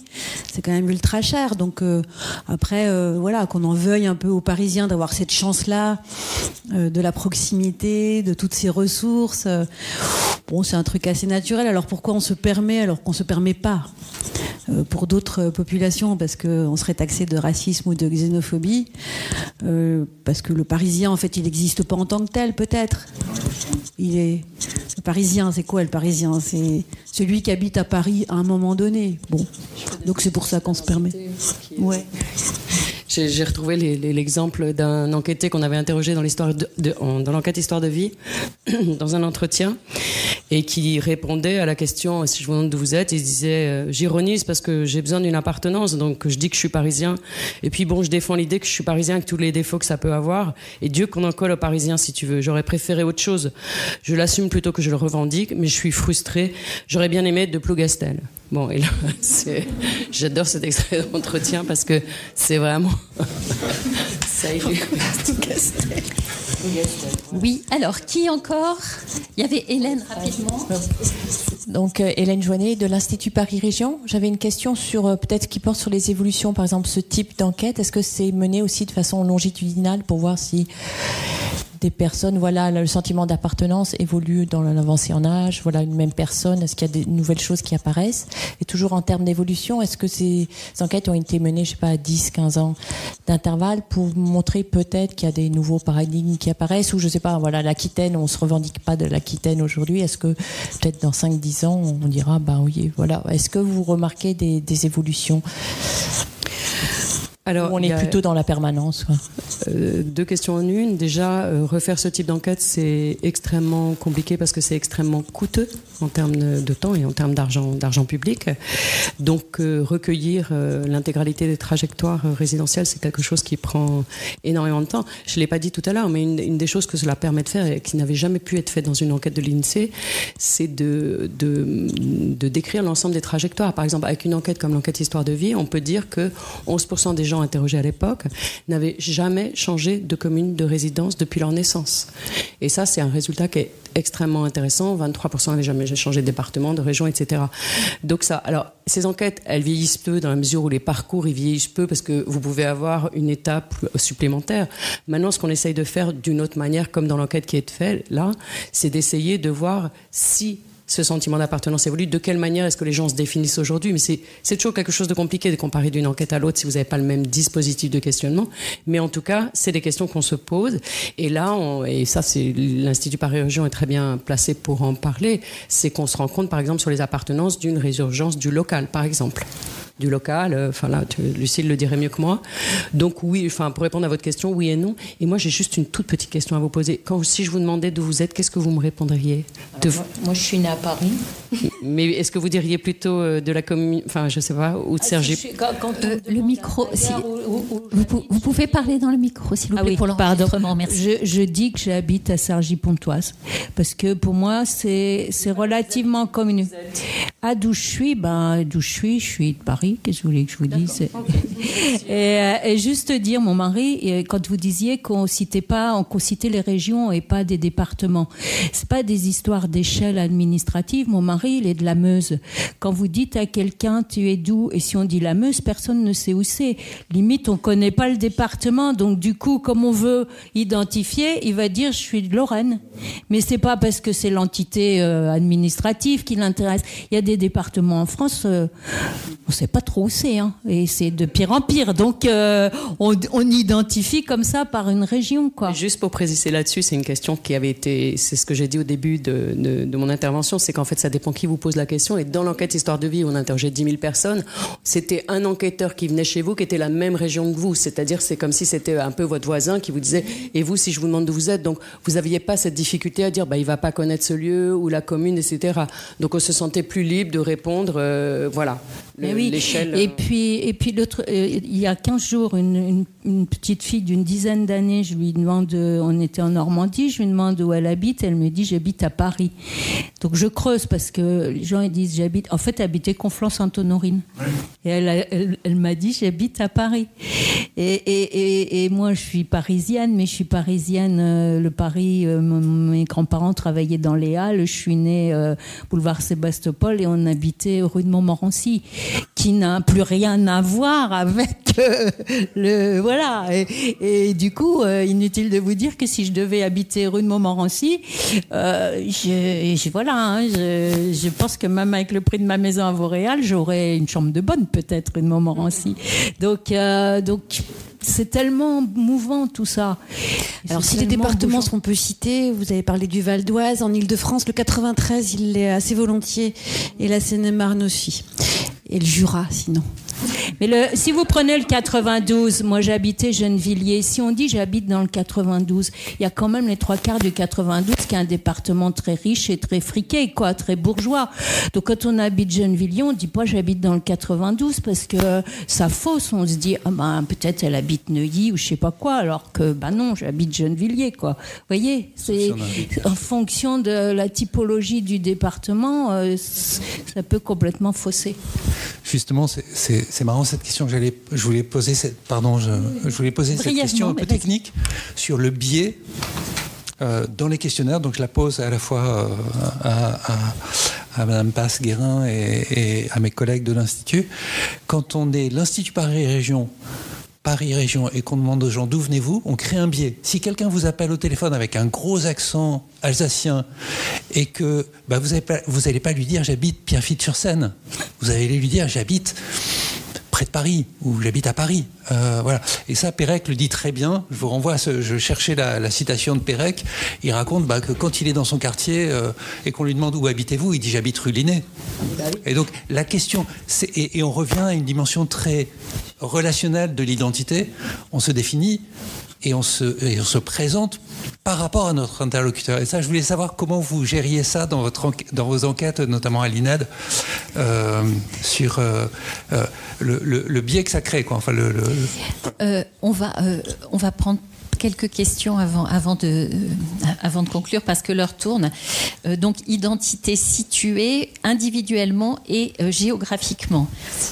Bonjour, Romain Morin, géographe urbaniste et jusqu'à très peu urbaniste au département du Val d'Oise.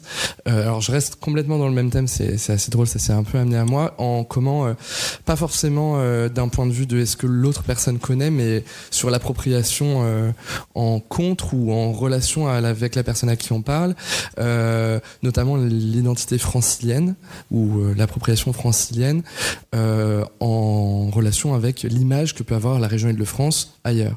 Effectivement, ça a été un peu dit sur l'image que peut porter la région Île-de-France en dehors d'Île-de-France et cette grosse masse. Alors des fois, voilà, en contre par rapport à Paris, et souvent cette grosse masse énorme et sans relief. Et voilà comment. Voilà. Est-ce que l'image qu'on s'imagine de l'Île-de-France à l'extérieur, par exemple en tant que francilien, peut influer sur l'image qu'on a soi-même de l'Île-de-France ? Je ne sais pas si je suis clair. Voilà. Niveau de complexité supplémentaire, c'est la projection qu'on se fait de ce que l'autre pense. Ça devient, mais c'est juste, hein, mais on voit bien toute la complexité de ces questions identitaires et d'appartenance. Monsieur. Oui. Guy-Michel Boulard, je m'occupe d'associations d'histoire locale. Alors j'aimerais savoir si vous vous êtes intéressé justement aux associations et aux sociétés d'histoire locale qui cherchent à développer le patrimoine de leur commune. Il faut savoir que toutes les communes parisiennes, qu'elles soient proches de Paris ou un peu éloignées, ont toutes une histoire locale très intéressante. Que ce soit Antony, par exemple, que ce soit Clamart, Bagneux ou même Levallois, qui est une commune récente mais qui a un patrimoine industriel incroyable. Ces associations cherchent justement à fidéliser leurs habitants et à faire en sorte que leurs habitants soient attachés et apprécient le plaisir d'être dans leur commune. La grande mode actuellement, c'est de créer justement des maisons du patrimoine. Il y en a une déjà qui a été créée par exemple sur Châtillon, qui est absolument superbe avec un musée. On cherche en général dans ces maisons du patrimoine à installer un musée ou des salles de réunion dans un bâtiment qui est un petit peu exceptionnel, original, un pavillon ancien, un pavillon d'architecte ou parfois une folie du XVIIe siècle. Voilà, est-ce que vous avez fait appel à ces associations qui, quand même, je pense, elles sont en plein dans le sujet. Oui, complètement. J'avais repéré Virginie, tu voulais dire ? Merci Brigitte. Virginie Malocher, je suis sociologue ici à l'Institut Paris Région. Et question peut-être d'ouverture sur l'action publique, puisque Martin, dans ton introduction, tu liais ces questions d'ancrage aux enjeux de gouvernance ou de gouvernement des territoires. Et Madame Couchot, vous avez bien illustré comment à l'échelle de Vauréal, vous pouviez aussi conforter cela, et le cimetière paraît, mais en fait évident, effectivement.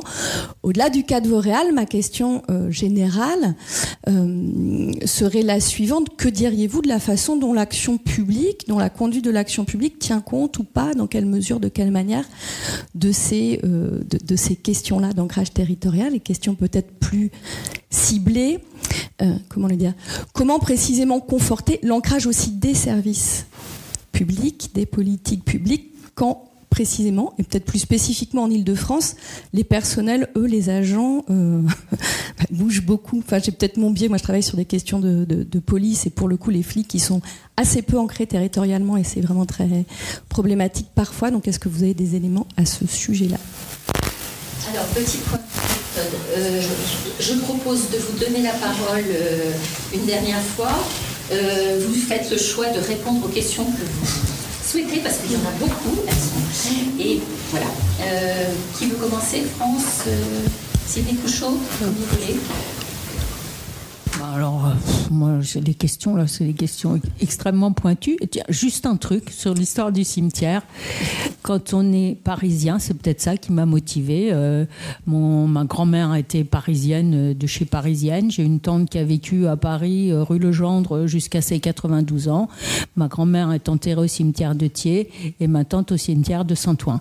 Parce que, alors, on peut comprendre, hein, les cimetières parisiens, ils sont machin, truc, bidule, mais ça n'empêche que quand on est parisien, on peut pas être, si on n'est pas une star, on peut pas être enterré à Paris. Donc moi je me suis dit, il n'y a pas de raison, les Vauréaliens, ils peuvent être enterrés dans leur ville. Oui, alors je vais essayer de répondre rapidement. Il y a plusieurs choses qui ont été mêlées. Je vais essayer de peut-être les dire ensemble, puis je te laisserai plutôt répondre sur les associations et l'action publique. Enfin, alors, bien évidemment qu'il y a des biais quand on pose ce type de questions. Si je vous demande d'où vous êtes, c'est pour ça et on l'avait testé. On avait testé d'abord la question si on vous demande d'où vous êtes, et là on a eu tout un ensemble de réponses. Ça dépend qui me demande, etc., etc. Avec l'idée d'une enquête à domicile où vous avez un enquêteur INSEE qui vient du même endroit que vous, qui est de la même région, on a essayé de minimiser ce biais dont il était parlé tout à l'heure, avec quelqu'un qui aurait un accent différent au téléphone, mais bien évidemment que ça comporte un biais. Et c'est toujours comme dans l'identité. Moi, j'aime bien dire que l'identité, c'est un jeu de cartes qu'on a à sa disposition, avec dans ce jeu de cartes, il y a des cartes relatives aux appartenances géographiques, mais il y a plein d'autres cartes qui existent dans ce jeu de cartes. Et qu'est-ce que c'est que l'identité ? C'est à un moment précis de sa vie, ce qu'on a envie de mettre en avant comme carte, tout l'ensemble des appartenances qu'on essaye de faire cohabiter ensemble pour dire qui l'on est.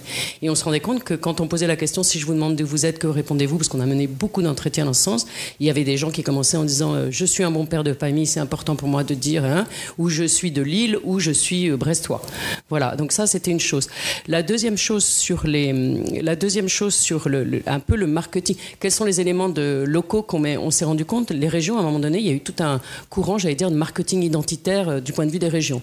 Qu'est-ce qu'on peut prendre comme logo ? Qu'est-ce qu'on peut mettre en valeur ? Mais c'est vrai aussi à l'échelle très locale.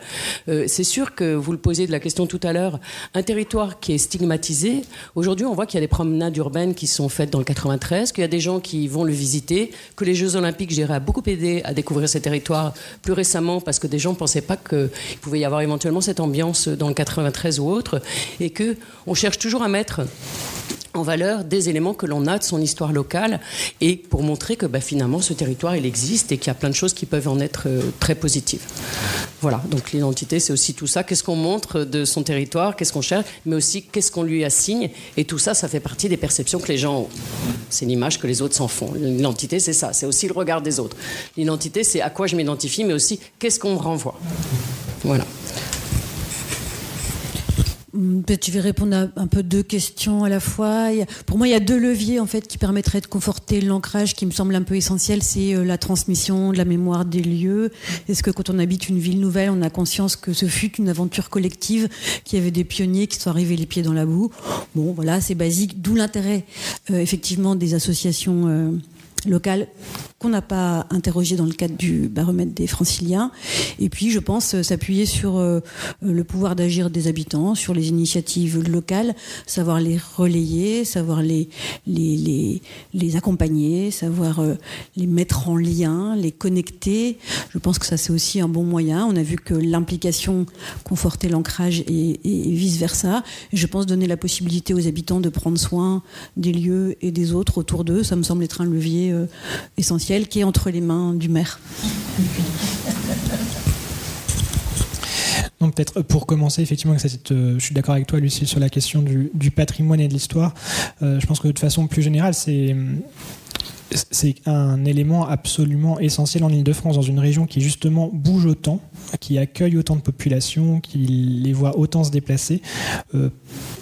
Un des résultats de cette enquête, c'est que l'ancrage et l'appartenance, il se construit vraiment à l'échelle locale. Il a besoin de s'arrimer quand même sur des objets, des espaces. Et l'histoire y aide. Et justement, si on veut être fidèle à cette identité francilienne qui manifestement est faite de cette diversité, connaître notre histoire, y compris dans sa dimension la plus locale, la plus vernaculaire, et la partager et faire en sorte, et être généreux avec cette histoire, faire en sorte qu'elle puisse être appropriée, investie par d'autres personnes, c'est évidemment un levier absolument essentiel. Et d'ailleurs, dans les travaux de l'Institut de longue date, c'est pas pour dire que, il y aurait certainement matière encore à les renouveler, mais c'est vrai que l'importance accordée à notre patrimoine, qu'il soit bâti, qu'il soit vernaculaire, à nos paysages et la façon dont on peut les mettre en récit, dont on peut nourrir la transformation du territoire tout en restant fidèle à cette histoire, ça reste quand même dans l'ADN des travaux qui sont portés par l'Institut. Et d'ailleurs, je vous donne rendez-vous pour une étude prochaine sur la qualité de l'insertion urbaine dans un contexte de densification, parce que le sujet a été abordé tout à l'heure, et un des leviers identifiés comme étant essentiel, c'est quand même réussir à produire une architecture qui ne soit pas un pastiche, mais qui soit respectueuse des formes urbaines existantes et de l'histoire, des matériaux, des apparences, des gabarits. Alors forcément, c'est un défi qui se pose particulièrement quand on part d'une page blanche, mais il y a tellement, aujourd'hui, on a une vraie opportunité autour de ce sujet, puisque justement l'objectif est davantage de construire, voire exclusivement de construire dans les territoires qui sont déjà urbanisés. Le thème des ateliers d'urbanisme. Mais d'ailleurs, il y a des personnes dans la salle qui ont contribué à cette étude et je les en remercie. Et alors, merci pour ta question, Virginie. Je prétends pas avoir une réponse définitive, mais je pense que c'est une très belle question d'ouverture, parce que c'est certain que la question des services et des services publics, c'est aussi un des ingrédients de cet ancrage, de leur accessibilité, le fait qu'on y recourt, de leur qualité, et donc le fait qu'on reste à un endroit. C'est certainement aussi quelque chose qui explique qu'une partie de la population ne se sente pas forcément bien là où elle réside. Et après, la réponse est compliquée parce que je pense que la réponse n'est pas du tout homogène d'un service public à l'autre. C'est-à-dire qu'il y a des professions où c'est effectivement important dans tous les cas qu'on ait un endroit où on se sente bien, où on habite et tout. On n'a pas forcément envie d'habiter là où on exerce son métier. Il y a des services publics aussi où pour des raisons de qualité de service, et donc ça vient ainsi dans la gestion RH des agents. On a besoin que les gens tournent et ils ne peuvent pas rester ad vitam aeternam dans un même territoire. Et pour autant, si on veut favoriser la qualité de ces services publics, ce qui est certain, c'est qu'il faut qu'on puisse offrir la possibilité, et encore une fois, je pense que comme souvent en Ile-de-France, la question c'est comment collectivement on offre la possibilité aux gens d'élire un endroit qui leur convienne, quoi, et où ils puissent s'investir. Et on sait par exemple sur la question des déserts médicaux, c'est très bien de développer des maisons de santé, des infrastructures, etc. Mais pour qu'on ait les professionnels, déjà il faut commencer par penser à long terme, faire un peu de projection et donc calibrer correctement les concours pour prévoir le renouvellement de ces postes. Donc maintenant, on a intégré une compétence emploi-formation à l'Institut qui concourt aussi à ces travaux, je dirais, de vision stratégique, mais de façon beaucoup plus de façon plus triviale. Il faut qu'au niveau local, c'est très bien d'avoir des bureaux, des bonnes conditions de travail, mais il faut que les gens aient la possibilité d'habiter à côté, que leurs enfants aient de bonnes écoles, que effectivement il y ait des espaces verts, un cadre de vie de qualité. Et donc c'est vraiment la question de l'aménagement et de ces politiques urbaines qui peuvent contribuer en retour à des bons services publics. et qui interroge le rôle des élus, des maires et des élus des intercommunalités fortement. Merci beaucoup à tous. On voit bien qu'il y a une palette d'actions et qu'on a en partie répondu à la question qu'on se posait de comment conforter cette appartenance, cet ancrage. Et donc, vous avez l'étude, vous retrouverez l'étude sur le site web de l'Institut. Les 2 études qu'on vous a évoquées, il y en a un certain nombre qui ont été imprimées. Le podcast sera mis en ligne et je vous enverrai un petit mail pour quand ce sera fait, ça va être assez rapide. Et pour ceux qui sont particulièrement friands des petits déjeuners décideurs-chercheurs, on vous donne rendez-vous avec Lucille aussi, dans 15 jours pour un petit-déj sur les questions de sobriété immobilière. Martin, tu seras là aussi, qui sera tout aussi passionnant. Donc merci beaucoup. Merci à vous.